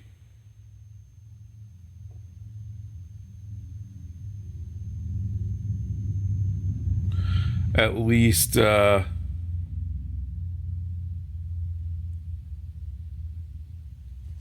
see. So now let's just get into what I know about it. And this is going to be... So this is Tracy Twyman's Dead Man Switch video. That isn't, she sent months before. But she sent it to two people. And look, I mean, the thing to me that's so striking about what I just read is almost, it's not just and this is like a 30-minute video, so I'm not going to go through all this. But, I mean, she's straight up saying like, I'm getting threatened. I'm stopping this. And it's interesting that she kind of did. So that's like, it's weird that they would kill her now. I don't know. I don't know what to make of it. But anyway, I didn't play any of this last week. And just to give you an idea, I mean, when you hear, I mean, she gets into some pretty crazy stuff in this video. But, again, like hear her voice. I mean, she doesn't sound like some like crazy psychopath, like when, or somebody it's all like drugged out or lying, obviously lying. Like I said, kind of like the vegan Mikey guy kind of rubs you the wrong way. Twyman seems, pretty legit as far as the way she presents herself. Only circulated amongst a few people. When I got attacked last year, which I've described in other videos, one of the most direct series of messages really that came to me was from this person identifying himself as Jamie SB. He put his email address, obviously allowed me to capture his IP address. He wrote down what his website is. He put it as a comment on my contact page of my old website before I took it down, the one that got hacked. Everything on my computer and my phone and everything got hacked. Here's what he said. And this is after I had been talking to this guy named Kyle, whose internet handle was Kyle Is It Serious. His real name was Kyle Prindeville. He's associated with the Higher Side Chats podcast with Greg Carlwood, which I've been on many times. And this guy's been my Facebook friend for many years, this Kyle Is It Serious / Kyle Prindeville guy. And he was Greg Carlwood's best friend throughout his life, apparently, and was involved in the show and occasionally co-hosted and things like that. I had talked to him many times through Facebook. I had booked him on the Ground Zero radio show when he was involved in some protests that we wanted to cover. Protests of police brutality. So, Kyle seemed like a real friend, and he got involved when I discovered this code that led me to discovering all of these obvious child trafficking videos on YouTube. And by that I mean they were listing videos and perhaps the children themselves also for sale. I'm going to get into all the details, but I just, the material was gathered and reported at the time. I've had to take down the online versions of what I gathered because of the threats that came afterwards. This is one of the threats, but the threats really didn't start coming in until after I attempted to report this to the FBI, and the FBI kind of sneered me out of the room, and they refused to write down anything I said. They took down my name, but they wouldn't tell me even the name of the officer I was talking to. They wouldn't let me in the building so I could sit down and talk to him. I had to stand there basically right next to the gate leading to the FBI building. I wasn't even allowed to go in the building. Wouldn't shake my hand. Wouldn't sit down with me. And basically told me that because I had come up with reams and reams of information. I didn't bring it all with me because I was just making an initial report and basically trying to set up some kind of a future meeting or something, or just to get them on the case, because all this stuff was on YouTube, and if they had listened to what I was trying to tell them, they could have easily found it. But one of the things I just said was, well, a lot of the stuff that I was looking at, I couldn't tell where the children were being held or if they were still alive or what. But one of the things that I did find was a school in England, near Yorkshire, not in Yorkshire, but near in that area, where it's appeared that many of the children there were being prostituted out, and that the YouTube vids were being put out to help find them clients. And also the YouTube videos were being used to threaten the other children. Like, you could tell that some of the videos were made for the children that were involved so that they can find it and be reminded to stay quiet. Like, apparently, it appeared that there was a little community of these people, that some of them, the obviously trafficked and heavily drugged children, commenting to each other on their videos and trying to get strangers to notice them, and also talking to each other about their dates, including dates with the staff of the school. And we're not talking about a high school. We're talking about the equivalent of a middle school. We're talking about kids. It's actually, some of them seemed like they were even totally prepubescent, totally even before middle school. And referencing electro torture in regards to what they were being made to do frequently, and so many other things. I mean, you would have to see the video to see what I'm talking about. Kyle is one of the people that saw that video, and all the others that I found, including the ones that appeared to be linked to just the traffic of people, including children, for sexual purposes, and the torture of them on camera. And the murder of them being bragged about, the future murder of them. And even mind control was referenced. Anyone who saw the original videos knows exactly what I'm talking about. Mind control was also referenced in the videos. And some of the videos were made for the purposes of mind controlling the slaves, or keeping them in a state of mind control, or triggering a particular state of mind, or just reminding them to keep quiet, scaring the ones that have been talking. Anyway, at the time I presented all this stuff, my friend Kyle was talking to me about it on the phone and online day after day for probably 5 days in a row. And then on the last day, he turned on me. He called me up, basically left some kind of accusing messages on my phone, and when I called him back, I hadn't even heard those messages. I heard them later after I hung up. But I called him. He chit-chatted with me for a while, and then at the end, he basically admitted he was part of it. See, at that time, not only had we noticed, and figured out all this trafficking was going on YouTube, but I had gone to the FBI, and when I got back home, that's when I noticed my internet connection and my computer and my phone were all completely fucked. And when, the next day, I tried, first of all, it went on all night in a frenzy. I mean, my computer was completely taken over. My internet was completely taken over. And as I tried to interact with it, I was presented with a crazy, crazy world. A crazy mix of mind-controlled programming that had been made just for me specifically, to scare me.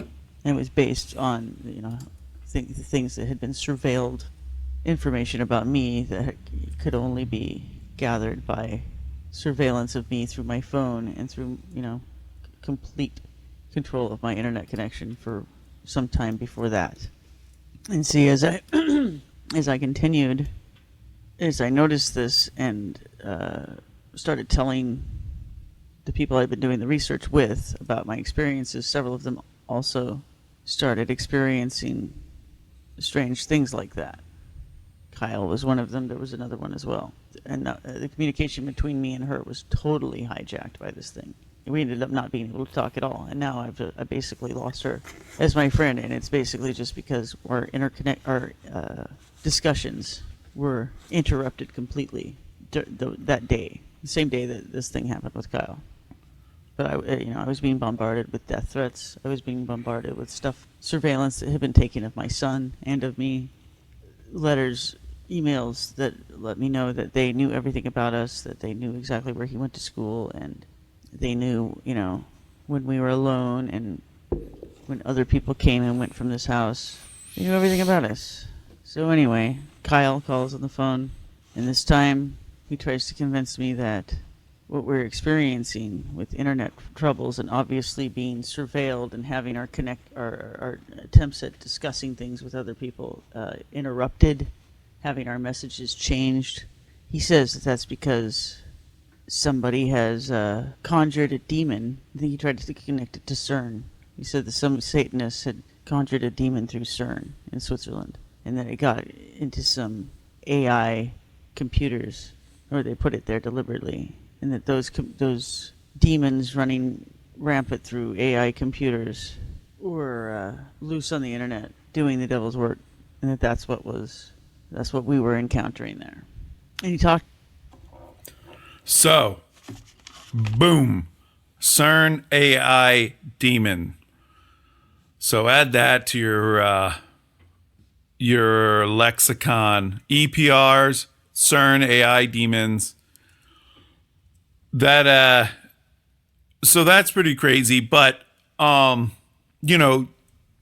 she's certainly not I like I said, it's long. I'm not going to play the whole thing. But she she's just saying it's what this dude says, Kyle. And Kyle winds up and you get this in the higher side chats Greg Carlwood post. He winds up getting committed against his will. So Kyle goes crazy. Twyman found hung. Both doing the same, working on the same exact project. And so you got to say, okay, right. I mean, clearly Tracy Twyman is just repeating what this dude said.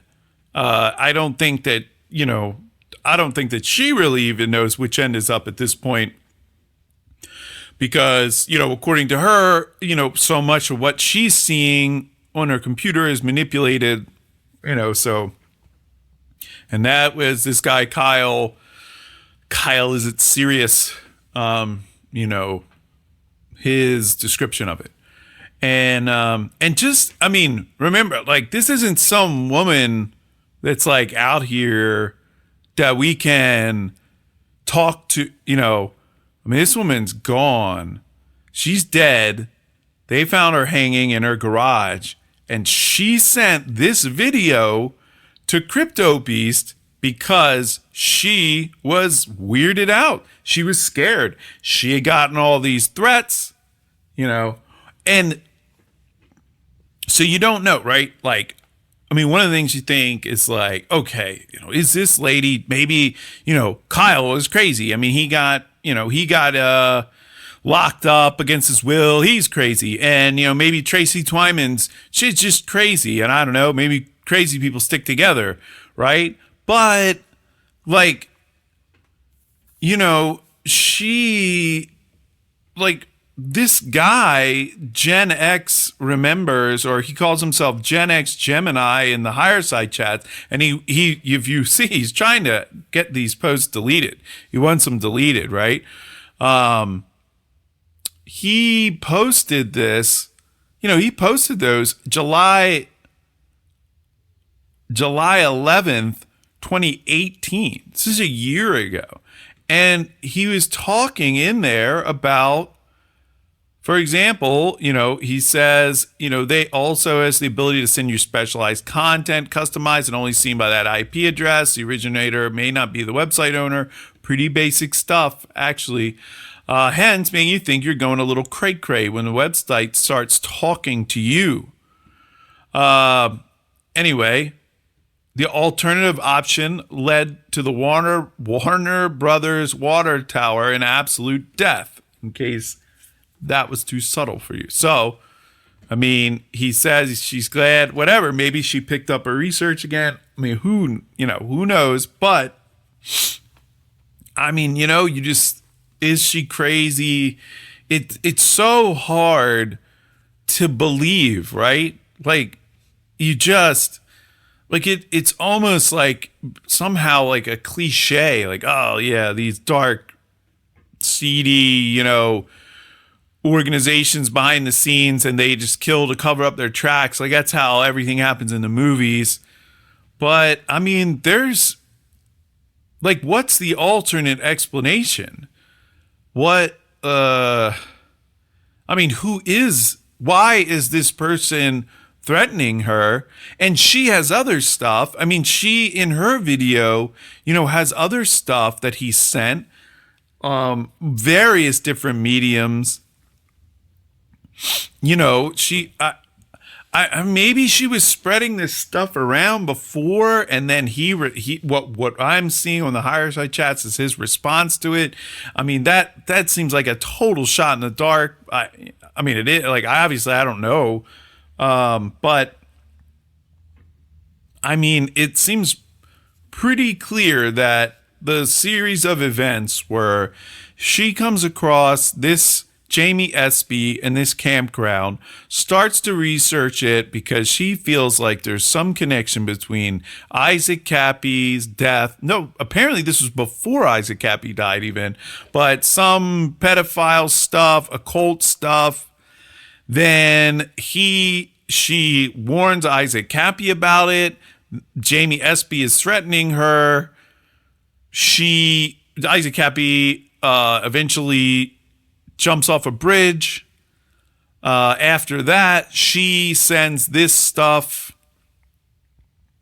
to her friend in this video, and then less than 2 months later, she dies. And there's, open, public threats from Jamie Espy to Tracy Twyman, preserved on the internet, because apparently this CERN AI demon cannot hack the higher side chat blog. Or maybe it's left up there as a warning to people like me, don't dig too deep, So, you got that, like, even if she did kill herself, did they make her crazy? Did they drug her? Like, I don't know, why did this Kyle guy get locked up against his will?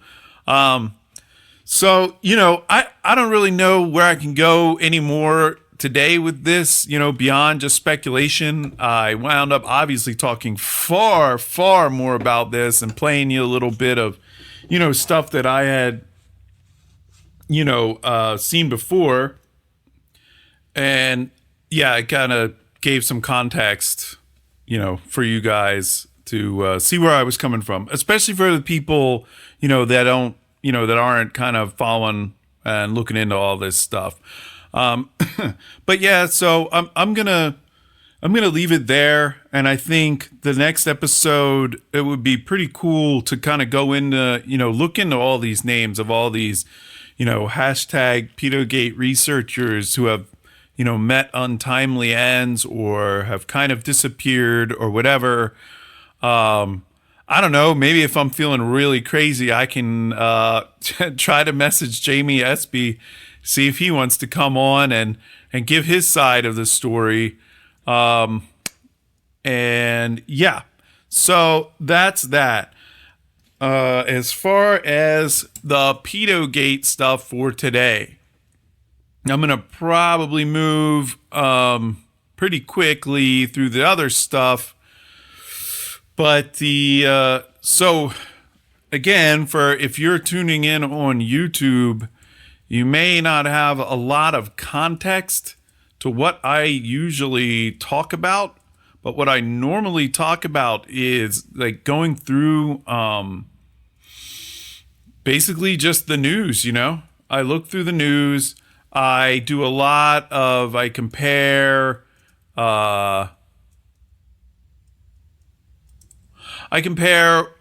you see on different news outlets, CNN, Fox News versus, what I read, things like antiwar.com, and just try to, wade through it and see what, because I think that there's a lot to be said, like if all we're doing is following all these, let's say, Pedogate researchers and, all these blogs and podcasts and videos, and you got to remember that not many people are doing that. And if you're like totally out of touch with, I mean, this is just my, this is kind of my opinion on it, or how I kind of approach things. But if I'm like so deep into that stuff that I'm not really staying in touch with what kind of, quote unquote normal people in the US are reading and watching, like, at all, I'm not going to probably be able to communicate very effectively to them. And to me, like, even without this podcast, right? Like, what's the point of any of this, right? Like, I'm never, I'm a libertarian. I'm a voluntarist. I'm never going to see a voluntarist United States in my lifetime. I mean, I don't know if it's even possible theoretically, whatever. But, I feel like the main goal is to just try to spread the message, to say, like, look, I don't know what it looks like. I don't have a plan of how to get from where we are to, like, step 100 where the Federal Reserve closes down and we have a free market for money in the United States, and, the Army disbands and the CIA shuts down and the Department of Education shuts down. I don't know what all those steps are, but we're like at step 1, and I feel like the best he can do is just sort of point in that direction and try to take a step. And I don't really know what else to do besides better understand the philosophy myself and try to spread the word, And to me, it's not just shouting it constantly at everybody I see. I tend to be, I don't know. My friends probably would not say that I'm subtle in any sort of way, but, I like to participate with regular people doing regular things. And when an opportunity comes up, I'll talk about it. I mean, I don't shy away from what I think. Anyway, so that's kind of like normally what I do. And I see this podcast is like, it's just my attempt at building on that a little bit. Trying to put this, it really came from me wanting more of this material. That was like the real inception of wanting the podcast. I record music. I have a bunch of recording equipment. I have a nice place to record. It sounds good. I knew I could do it in a technical sense and it would sound very good. I thought I probably had a good voice for it. So I said, and it just was like, I found myself wanting more of this kind of like interesting libertarian content. And, there's only like so much Alex Jones, and I love Alex Jones, listened to him for years and years and watched him.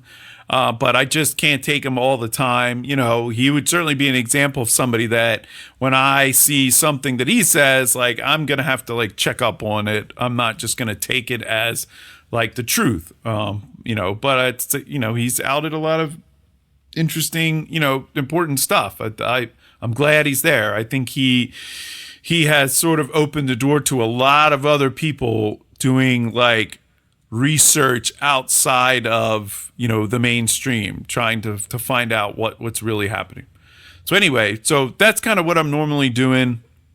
I'm not just like pedogate researching. I'm really not even like conspiracy theory researching or talking about that. That's really not.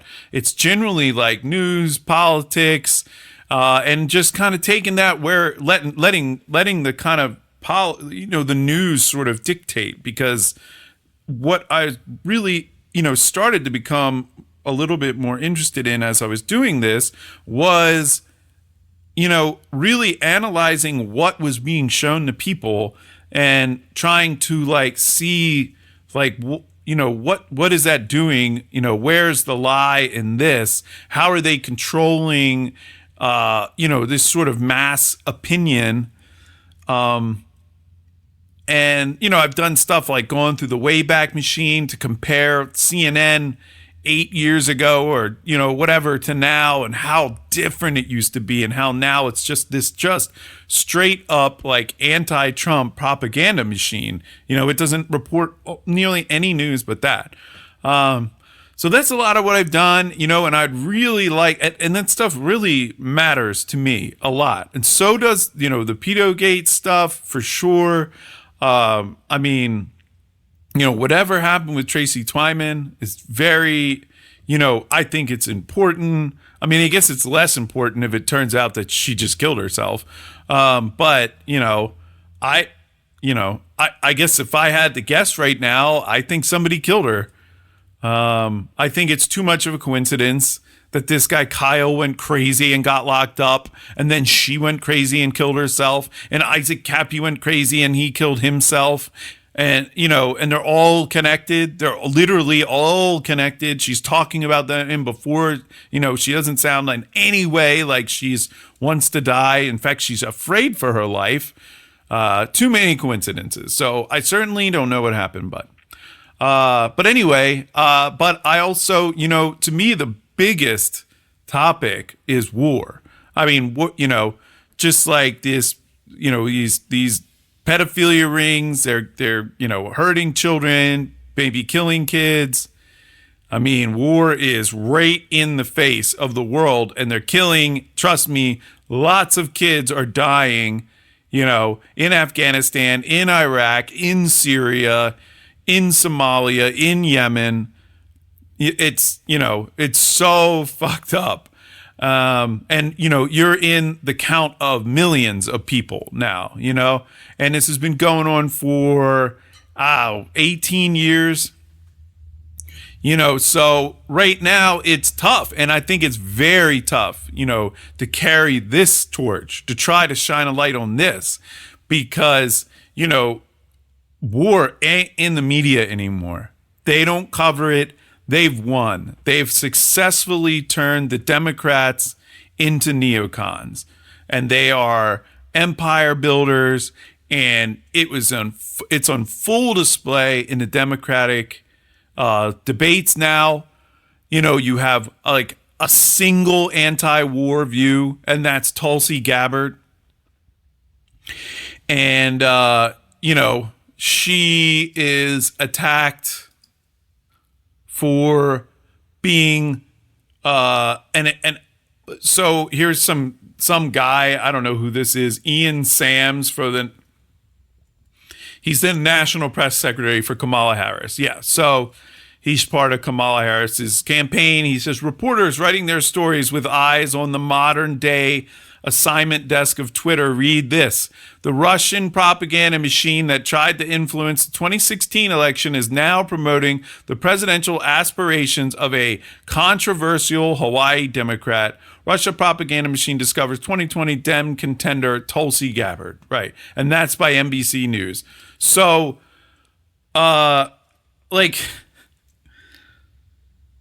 so they started with Trump. They did the whole Mueller report. That turned out to be, as far as I can tell, a complete nothing, right? Like nothing at all is coming on Trump for that. And now that Gabbard goes after one of their, you know, kind of front runners, Kamala Harris, is in the past debates, she really, really like brought it to Kamala Harris and called her out for like locking up, you know, people for being in jail for smoking weed, and then or just like, you know, marijuana charges, and then some other scandal where she was like keeping people locked up longer than their sentences for like cheap labor or something, and really dark shit, and just calling her out right in the debates. And like Kamala Harris's response was like something about her being like a Putin agent or something with Assad or whatever, an Assad apologist or, you know, whatever. And, you know, what I wanted to say, excuse me, about Tulsi Gabbard, and when I say that the Democrats have now become, you know, full neocons, you can call them neoliberals if you want, but I do not think that there's an actual difference between a neocon and a neoliberal. They got the same goal, and it's this empire, you know. You know, so now when a Democrat says anti-war things like we should pull out of Syria or whatever, they accuse her of being pro-Assad. And I'm not sure, you know, I'm not sure how old you have to be to remember this, but this is exactly the way they tried to talk down anti-war people when we were about to attack Iraq. Like, to be opposed to attacking Iraq means that you're pro Saddam Hussein.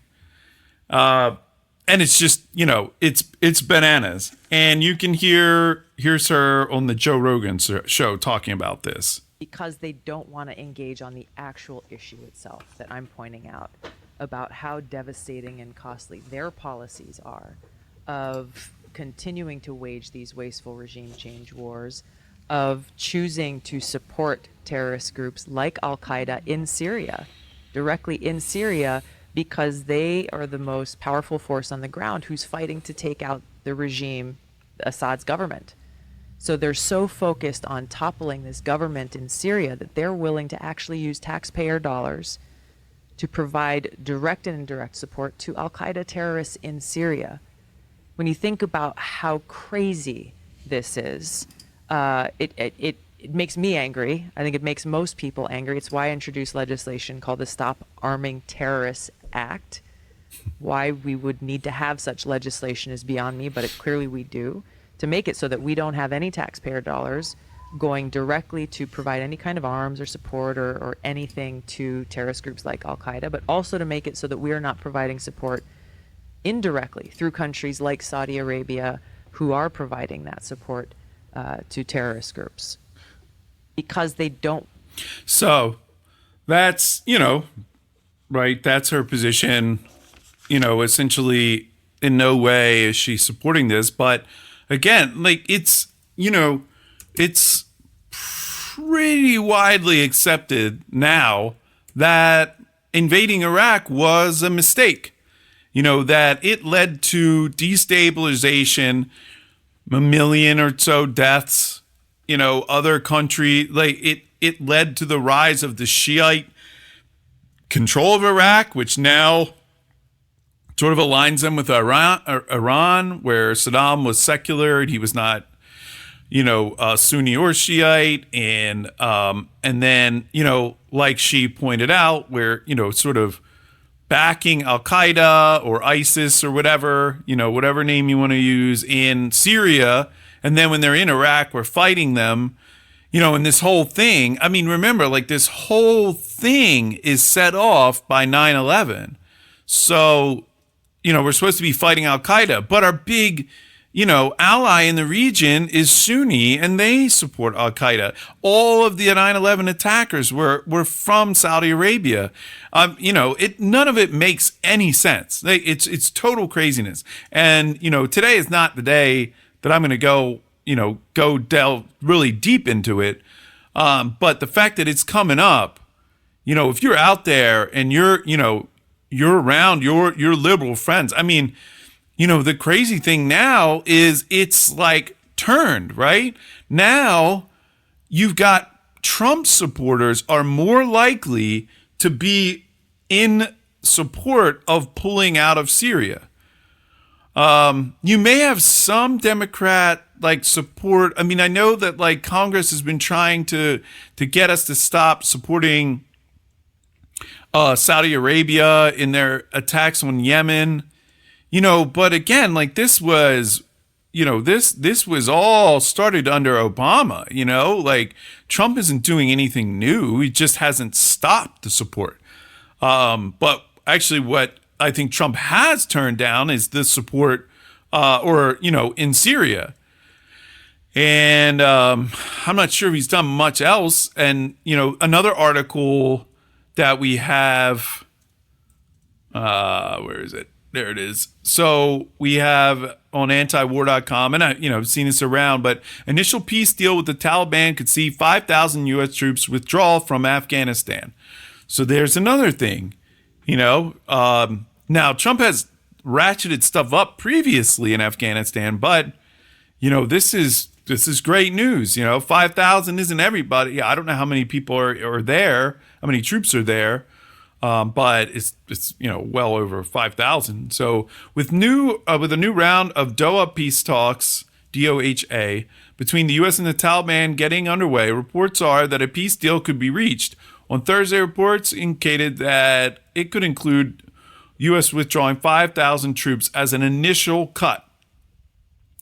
Though no deal apparently finalized as of Thursday evening, the indications are that the U.S. has expressed a willingness for more or less immediate drawdown of forces in return for a Taliban ceasefire. U.S. officials have long presented the peace process as 4 stages, with deals on withdrawing foreign troops, the Taliban pledging to keep ISIS and al-Qaeda out of Afghanistan, the ceasefire, and then a power-sharing deal between the Taliban and the Ghani government. First 2 parts seem more or less settled, and reports suggest that ceasefire may be coming along with them for an immediate drawdown. The Afghan government has appointed people to negotiate with the Taliban now and seems likely to be moving to do so quick if everything else starts falling into place. So, I mean, you're talking about the longest war in U.S. history coming to an end, right? Do you see this anywhere? You know, like, what's this get? Like, fucking 2 minutes of airtime on CNN or NBC, MSNBC, or whatever. I mean, what are? Let's see, even Fox News. I mean, do they even talk about it?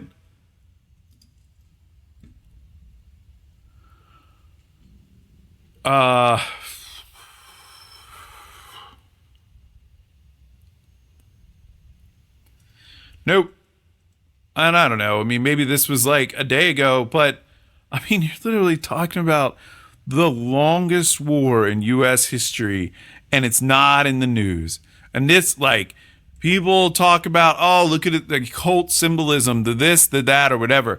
And there may be a lot to that. I don't personally know. You know, my experience with the cult is I've gone to a couple of Freemason meetings with a friend, checking it out. You know, they don't let you in anywhere. I just like went out to eat with them after. There's some long process, but I have some friends that are in the Freemasons, and I was interested, and and honestly, I'm very interested in the occult stuff. I bought like a couple books and looked at it, and that's about it. I don't know much. I don't have any experience with doing anything. My experience is my own personal life. I quit drinking and doing drugs a long time ago, and a big part of that is praying and meditating every day. I'm pretty secular about it. I was raised Catholic, so I probably have a bit of a Christian, bent to it without meaning to, but I'm certainly no like believer in, that Jesus Christ is my savior. But anyway, a little tangent, but just to establish, where I'm coming from with this stuff. But I don't, so like, I certainly believe in the power of prayer. If nothing else, there's absolutely no doubt that it has helped transform my life in a very, very positive way, amongst some other things too. That's not the only thing I did, but, anyway, so, but to me, right, yes, you can embed all these messages and codes and whatever, but the real trick is just not even talking about it. I mean, that's their real tactic. And, he's not really on anymore, but when Dave Smith used to be on CNN regularly, I remember him talking about it. And basically, somebody make a point and he would just destroy their point. Absolutely over the top, clear as day. And, it's normally on war stuff or whatever, because none of people even know what the fuck's going on, right? And their response is to not respond. It's just to be like, as if none of those words were said. And to me, that's like the real media mind control. There's kind of two things. One is repeat a lie over and over until it seems true. And the other is just don't talk about it. Like, war is becoming like this almost third rail issue. And you just never hear it. It's so normalized. It would be like them doing articles on like highway repair or something at this point. Like it's just, they've turned it into this just boring non-issue, like, oh, there's a discussion and, there may be a troop withdrawal. It's like, yeah, this is actually a ceasefire. They're actually talking about ending the Afghanistan war. A war, that did no good for us. I mean, and who the fuck are we dealing with? The Taliban. I mean, it's still the Taliban, right? Like, I guess they want to get the Taliban to agree. They're going to sign a paper to keep Al Qaeda out while we're arming Al Qaeda in Syria. It's just fucking silly. Whatever. But anyway, that would be phenomenal news.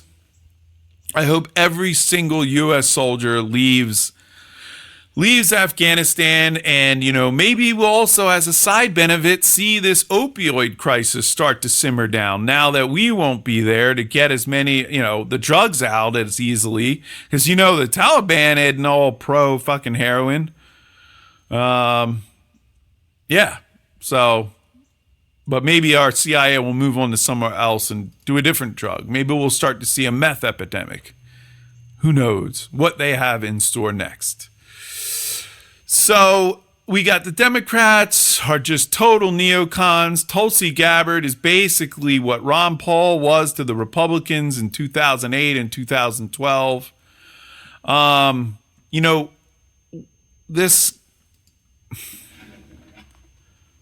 This had me wanting to revisit. Actually, let me just make sure we're out of here. Yeah, this had me wanting to revisit the non-aggression principle. And I also wanted to talk about political correctness. But we are over 2 hours in, and I'm just gonna, I guess I'm just gonna mention it, but so at the core of basically my entire political, economic philosophy and belief system is something called the non-aggression principle, which you may or may not know about. The idea is that it is wrong to do violence to peaceful people, basically. That's the non-aggression principle. Is that, you can't aggress against, it's the morally wrong to aggress against people that have not aggressed against you. And certainly if somebody aggressed against your buddy, or your kid, but peaceful people, that's why the idea of peaceful people is kind of a nicer way to put it. That these people haven't been aggressing against anybody, then you cannot come and aggress against them.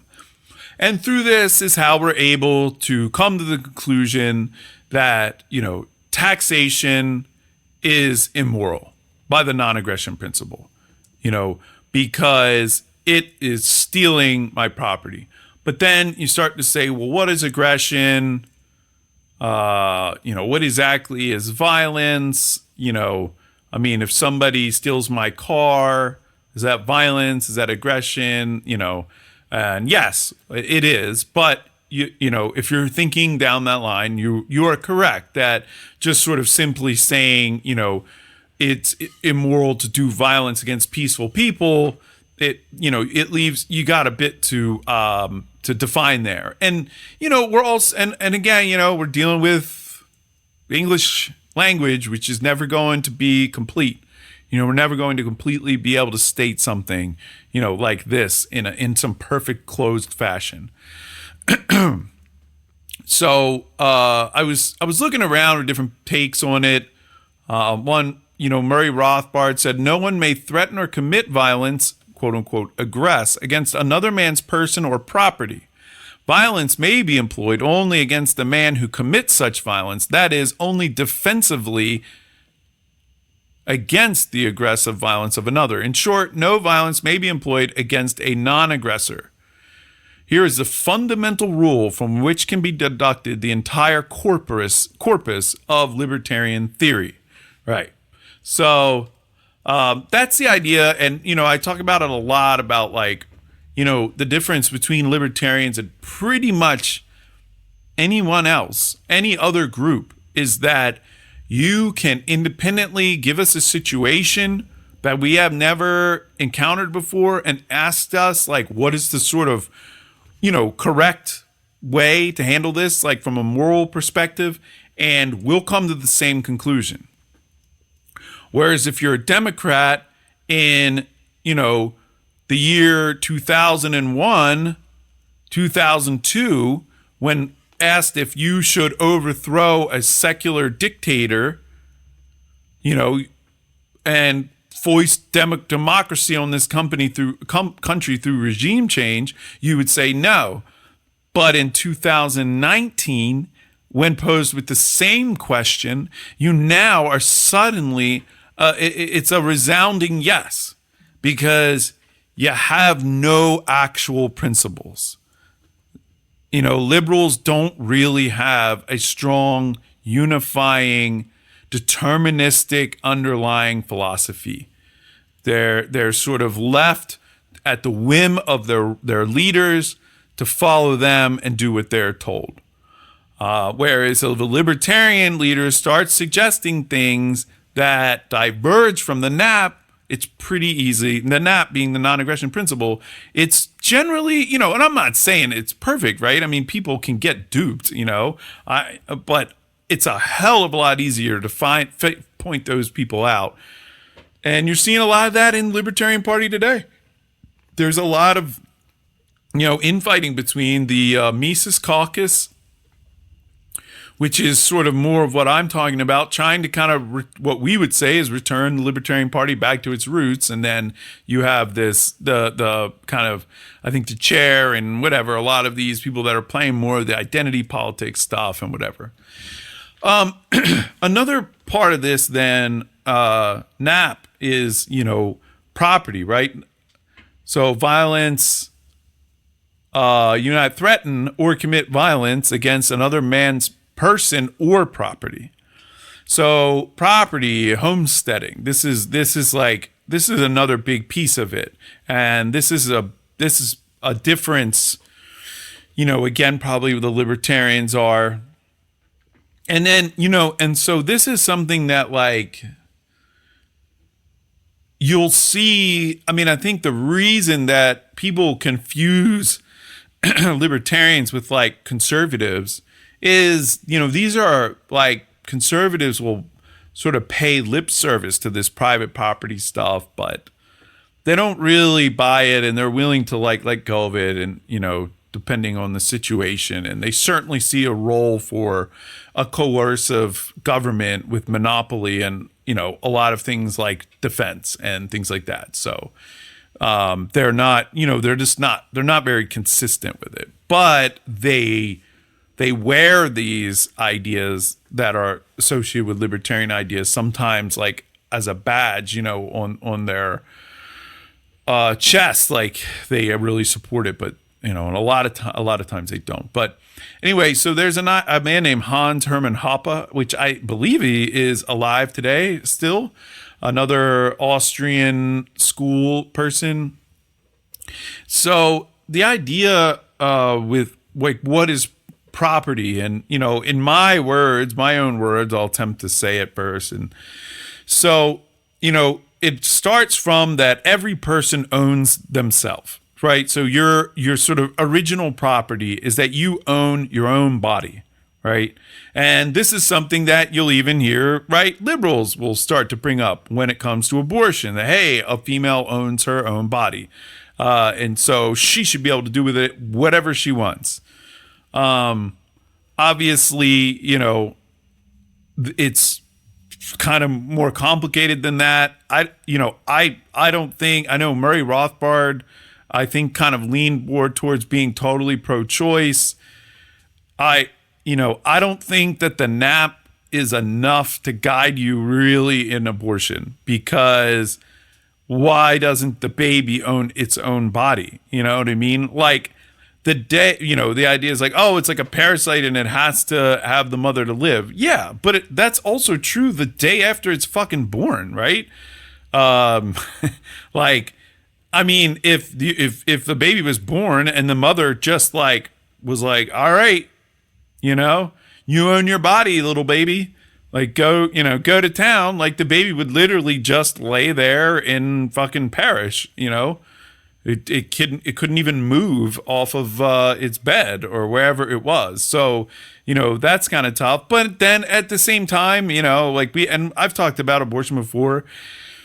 When is a fucking baby a person? You know, like, that to me is the unanswerable question, which the NAP and property rights and homestead, nothing gives you any guidance on that. And I think that's why it's such a perfect issue to keep the, you know, people divided and focused on, because there just isn't really a clear answer to that. But anyway, so aside from, you know, that, and then even children, like I said, it becomes kind of hard to say, right? Like, a child owns its own body, but it can't, you know, as an infant, I mean, it can't do anything with those rights. It's totally dependent. And you'll hear the phrase, the parents hold the rights in escrow, which is fine. But what about, like, if the parents are abusing their infant child, who has absolutely no ability to even voice displeasure about this other than crying, which you can't tell the difference between, you know, I'm being beaten or sexually molested and I just want my bottle, right? You know, that, like, clearly a baby should be able to be removed from an abusive parent. You know, so, like, the baby has a right not to get abused, but, you know, there's this idea of, like, rights and responsibilities, and the baby obviously isn't responsible. So anyway, but, you know, pushing away from that and just kind of talking a little higher level, because there are certainly some specific places where, you know, it kind of can get confusing. But, you know, in this vast middle ground where most of us live and most of the property exists, the idea is that we own our own body.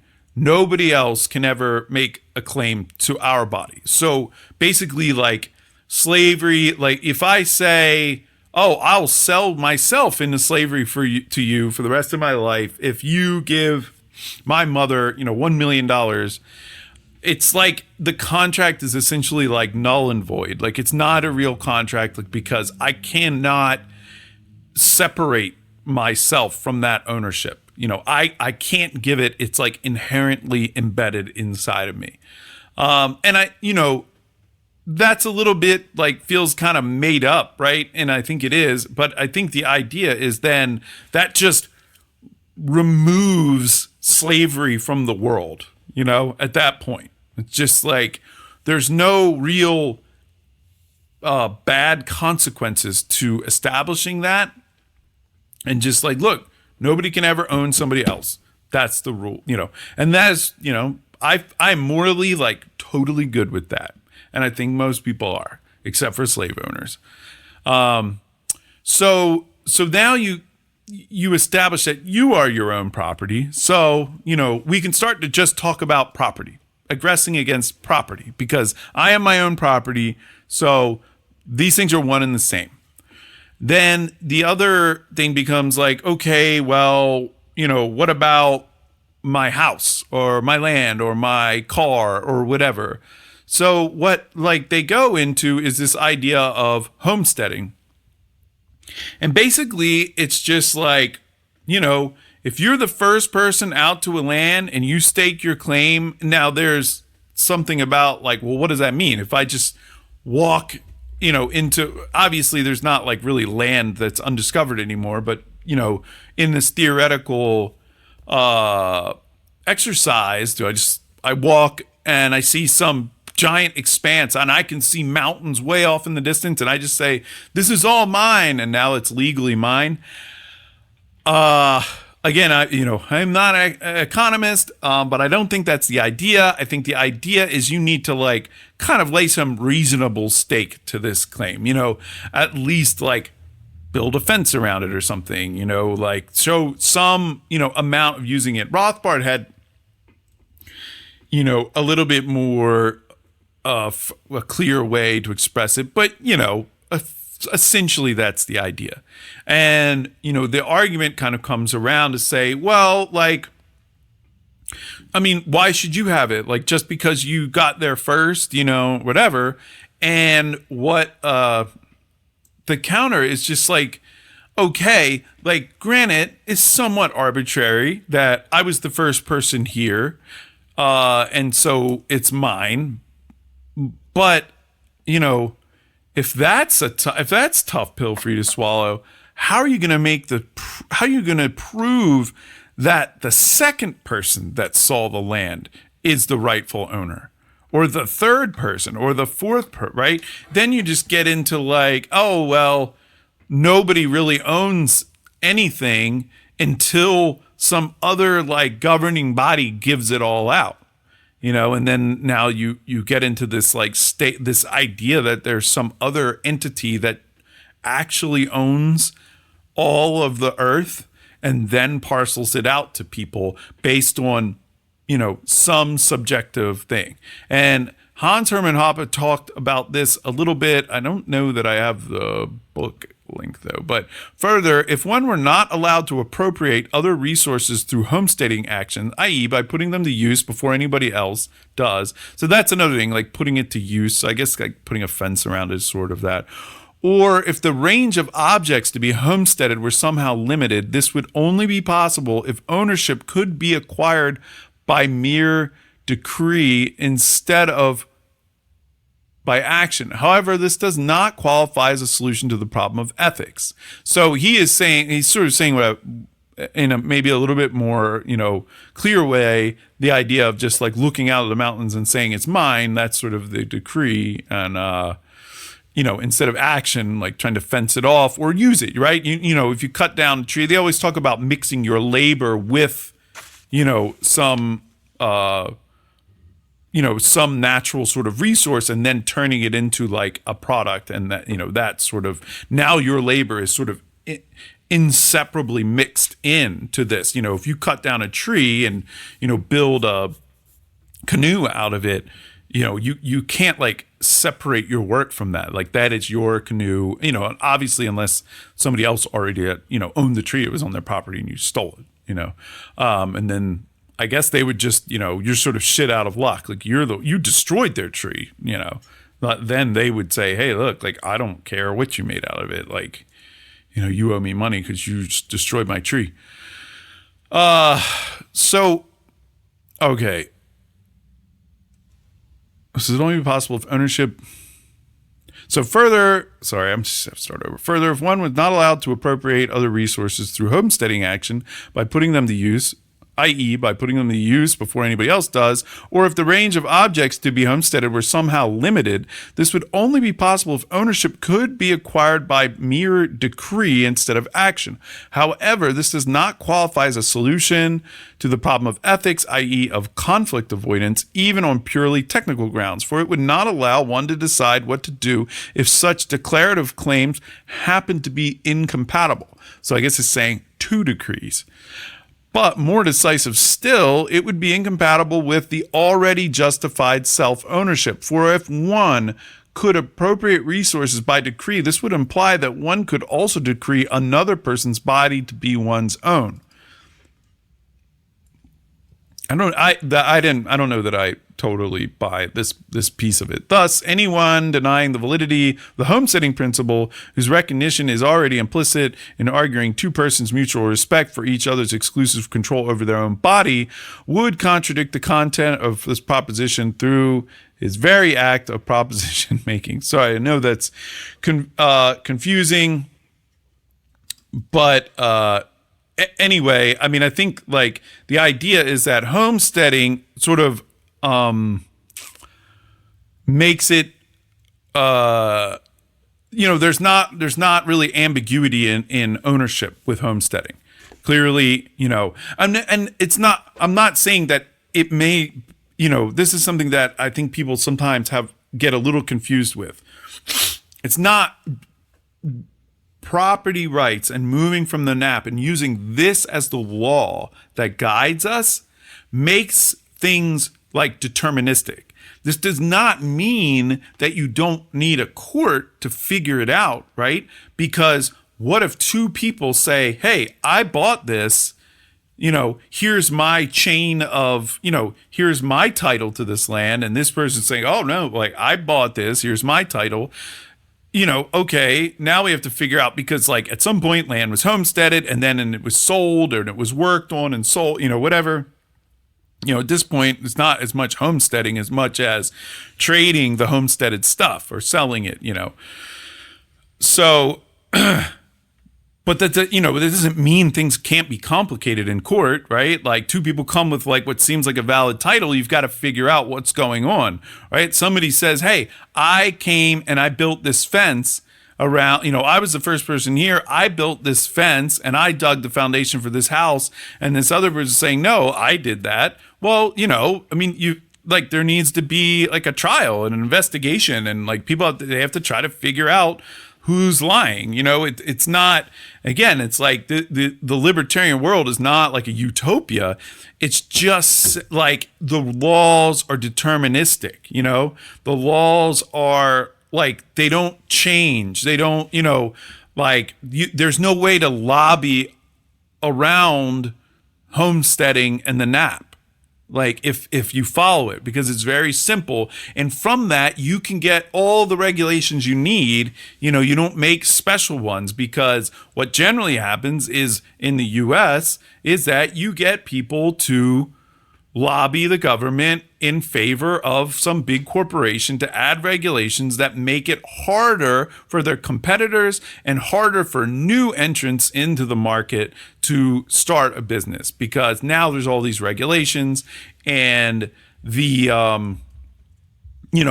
incumbent large corporations can benefit from the economies of scale that they can employ, while the new entrants, are hurt by this, and they kind of take the cost of these regulations right on the nose. So anyway, that may or may not seem like a huge divergence from what we were talking about, but to me, it's obviously the NAP applies to whether or not we should be, waging war and all over the Middle East, and killing 1 million, 2 million people. It like the things that you hear discussed today on the news, it's all about racism and, PC speech and virtue signaling and identity politics and whatever, and the libertarian perspective I think it sometimes seems boring, because, when we start to hear this stuff, it's just like, I don't know, like, it's just talk, right? Like you're not actually hurting anybody. Like, what about all these wars, Like, you don't like Trump's words. And it's not to say I don't have opinions on it. I think one of the funniest kind of memes or whatever that's out is just like, stop making me defend Donald Trump. Like, I'm not a pro-Trump person, like, at all. But these attacks on him are so crazy, And some of them are warranted, but it's like always just so outlandish, like the claims, and it's just never, ever, ever stops, There was recently the West Baltimore stuff where Trump said something about that, I guess the congressman from there, and people were saying, oh, he's racist because he's saying stuff about West Baltimore, or he's saying bad stuff about this, what's his name? I almost said Elijah Wood. I don't think that is actually his name. Was Baltimore. What's this dude's name?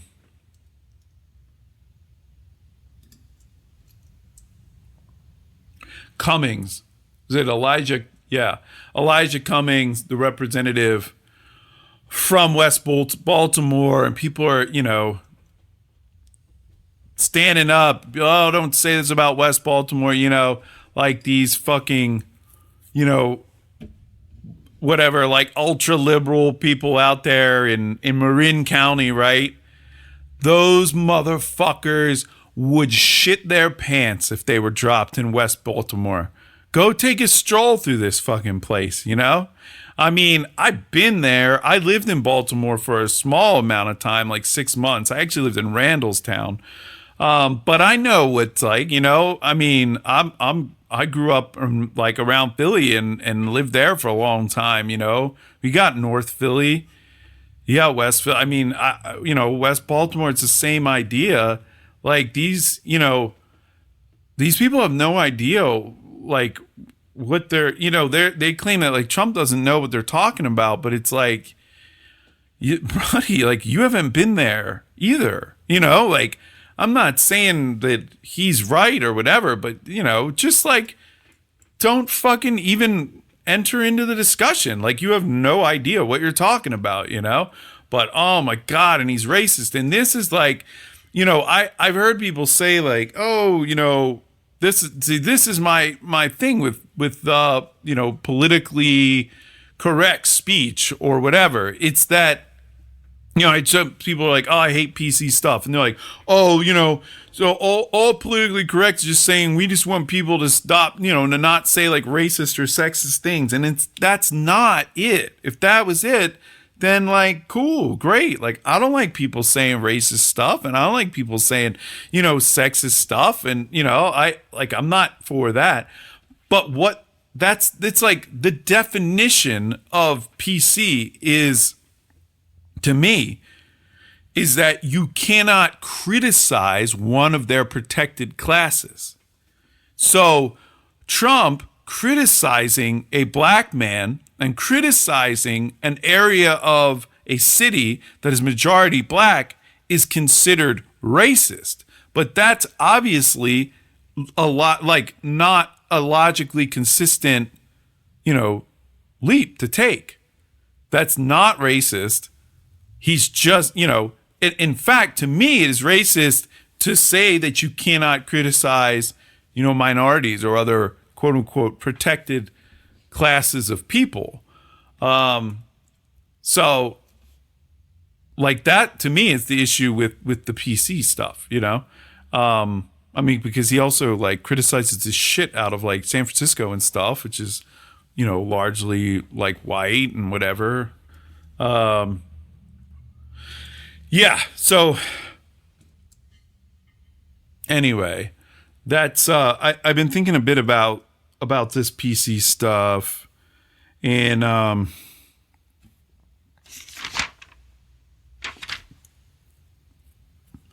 you know, it's a bummer.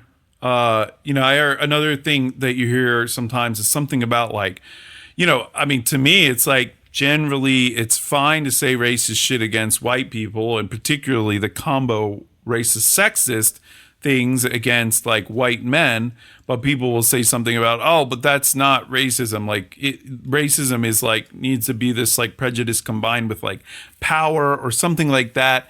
And like just, you know, I mean, no, I do not agree with that. But to some extent, I mean, I can kind of get where they're coming from, right?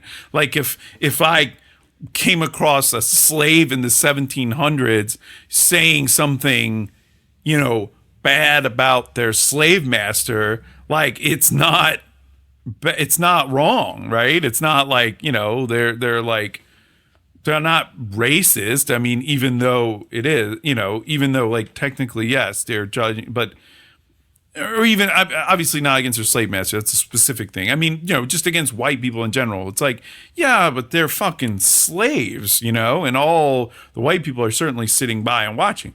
So, you know, I don't want to say that it's just like complete bullshit what they're saying, but I would say it's largely incorrect. It's certainly largely incorrect in the year 2019 when you have the largest media companies in America on the side of that. So there is power in that.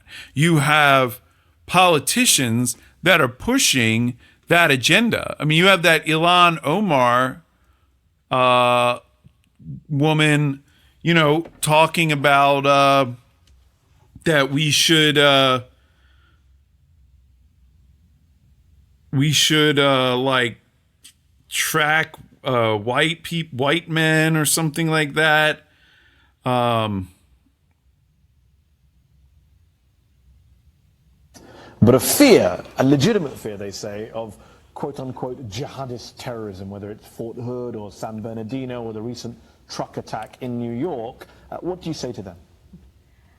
I would say our country should be more fearful of white men across our country, because they are actually causing most of the deaths within this country. We should be profiling, monitoring, and creating policies to fight the radicalization of white men. A lot of So,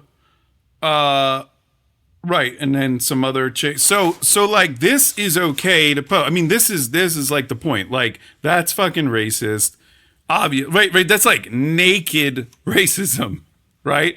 I mean, she says that we should profile white men, and she gives the like false data that most of the killings in the United States happen at the hands of white men. It's actually not. That's actually not true, unless it recently changed. Actually, even in sheer numbers, African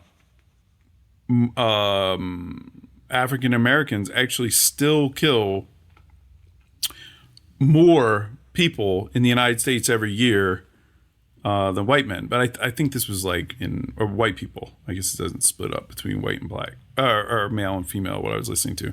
But I just wanted to check up on it, because it's like, I don't know. I just thought it was sort of a funny thing to throw in there. For violent crime by race in 2011. So this is in Wikipedia, but so I guess they haven't. For persons arrested for homicide in 2011. Well, all right. All right, let me just read this, and then I'll say why. Maybe I have to backtrack a little bit. For persons arrested for homicide in 2011, 49.7% were black, 48% were white, and 2%, whatever, 2.3 were other races. 65% of the rapists were white. That's pretty. Property crime is 68% were white. I don't know why it's interesting. Anyway, so now obviously you could say, okay, more of the crimes that people were arrested for were black, but with the crooked justice system and police, maybe actually more murders were done by white people. But anyway, you slice it. Let's just say it's about the same. If there are, I don't even know how many murders there are in the U.S. If there are 20,000 murders in the U.S., 10,000 are done by white people, 10,000 are done by black people. It's not. I mean, the idea that they're mostly done by white people is wrong. And then when you consider that there's way more white people than black people, then like per capita, obviously the homicide rate for African Americans is much higher in the United States. And, and I've talked about that before. I don't think it's some like failing of like black people in like a genetic sense or whatever. It's like they're getting shit on, it's like, but again, it's another like topic that people are starting to touch. I mean, they're talking about legalizing weed more, and it was in the Democratic debates. So that's another good sign. Hopefully that'll get pushed through. But like, the war on drugs is fucking decimating the African Americans, communities all across the country. And this may be like conspiracy theory stuff, but I think it's targeted, and anyway, we've talked about that in the past, so I'm not going to go crazy into it. I mean, this is like kind of a mega tangent. But, this woman is, and I think she's from Somalia. So I get it. Like, most of the people coming and attacking your country from our country was white people. And yeah, I get it. You got a fucking chip on your shoulder, I was like, I promise you, most of the people got killed in Somalia are, from U.S. hands or by white people, So, I get that. And I think the U.S. foreign policy is bananas. And I may actually agree with her for the most part. Like, I mean, I'm sure she pretty much wants us to stop killing people in the Middle East and in Africa and, stop propping up Saudi Arabia, maybe. I don't know what she thinks of them, but and certainly Israel, right? Stop giving them a bunch of weapons and money and everything. But, you know, this is bullshit, you know? It just is. This, like, talking about fucking profiling white people.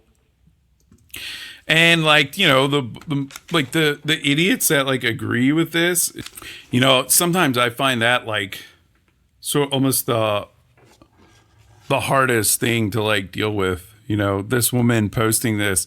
She posts some woman named Titania McGrath, white men, Adolf Hitler, Benito Mussolini, Joseph Stalin, Ted Bundy, Jeffrey Dahmer. Where you see a coincidence, I see a pattern. Ilhan Omar gets it. So this white lady wants to profile white men, and she describes herself as selfless and brave. Well, you're not humble.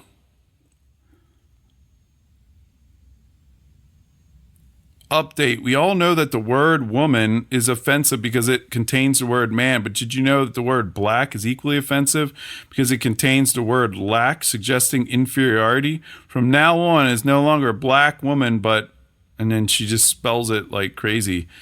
But, you know, woman is not like, they didn't just add some prefix to man, if you, at least when I looked it up.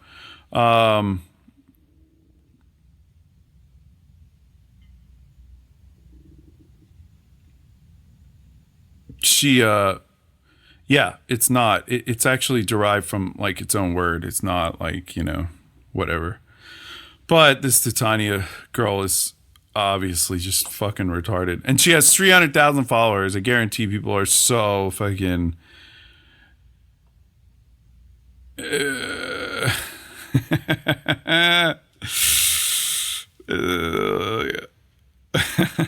People are pretty funny on. Sometimes Twitter's funny. Sometimes they're really hard to fucking to swallow.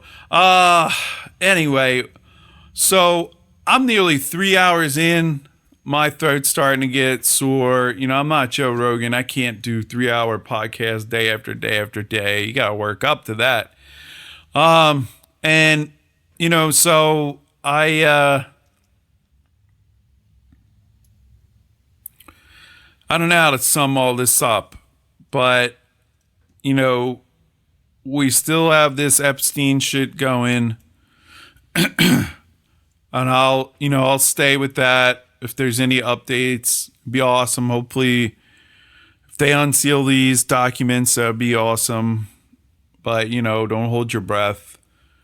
I'll give out, you know, in the show, in the notes, I'll put links to Twyman, to these couple things I was talking about, also to her actual video. You know, of the U.S. withdrawing from Afghanistan, possibly doing like a full ceasefire and a full withdrawal. I mean, that's, you know, it's unbelievable. 18 years. I mean, that's. I'm 42 years old. You know, it's almost half my life, and I have friends that it's way more than half of their life. You know. But otherwise, you know, there's no real hope. I thought it was really interesting that Twyman was talking about how most people, you know, this is just entertainment. And, you know, I have to say, like, maybe there is something to it, you know, that, like, I mentioned this pedophile stuff and all of a sudden I get all these views, you know. I mean, obviously, and nobody else would consider that, you know, anybody that has any kind of following, it wouldn't be a lot. But for me, you know, it's a 100-fold increase in viewership. You know, all these people listening, they really, like, want to do anything about it. And what can you really do, you know? I mean, to me, the only real thing you can do is not vote for one of these establishment people. I mean, if you're a Democrat, like, I guess vote for Tulsi Gabbard. You know, like, I guess at least she's anti-war, but she's gonna fucking bring the boot of the state down on a lot of people in other ways internally. But, you know, it would be such a boon to the economy to like not be sucking trillions of dollars out, you know, to build missiles to go kill fucking people in the Middle East. Outside of that, I mean, Bernie, you know, he's not, I don't think he's pulling out of a Middle East. He's not really talking about it. I mean, it sounds like Trump's going to stay in, and I mean, I guess you can hold on to some sliver of hope that this QAnon shit is real, or, you know, hey, I mean, on the scorecard, if Trump gets us out of Afghanistan, he has like got Kim Jong-un to the table and has got talks going. First president to set foot in North Korea. He obviously hasn't done much in Iraq. He hasn't done anything to help Yemen. He's pretty much backed out of Syria. I mean, all in all, I think he may have like ramped stuff up in Somalia. You know, that's obviously, you know, any ramping up of anything over there is bad. But all in all, right, like Obama took over Afghanistan and the Iraq war. I mean, well, like, you know, young Trump started the Afghanistan war and the Iraq war. Obama inherited that and then oversaw, you know, the destruction of Libya, the all the shit in Egypt with you know, I mean, if you don't think that we're involved in all this stuff, I mean, I don't know what to tell you, but, you know, Egypt's government was overthrown. Somalia, well, that was started, I think, by young Bush too. Obama kept it going though, for sure. Syria, a completely new war venture by Obama. Yemen, that's all on Obama. You know, I mean, so he's starting a number of new wars. And then under Trump, no new wars. And maybe he's going to shut down the Afghanistan war. And then possibly, I mean, I guess that, you know, things have been, you know, relatively dialed back in Syria. So, you know, it's not great, but it's certainly better than the last two presidents. I mean, I guess we can kind of hold on to that, but so yeah, so, you know, fucking war and murder in the Middle East and kids getting fucking captured and raped. It's not, you know, it's not for entertainment to talk about it. And what can you actually do? I don't know, except for like stop voting these demons into office. Stop believing that the one establishment candidate is the lesser of two evils compared to the other establishment candidate, because they're both part of the same fucking crew, and you're not part of that crew. So, you know, that's what you can do, I guess, and then try to talk to other people if you believe this stuff, you know, if you believe in the nap. It applies to kids, it applies to the Middle East. It'll guide you through all of this stuff. So anyway, I'm gonna get going, and until I come back on, I hope everybody is well.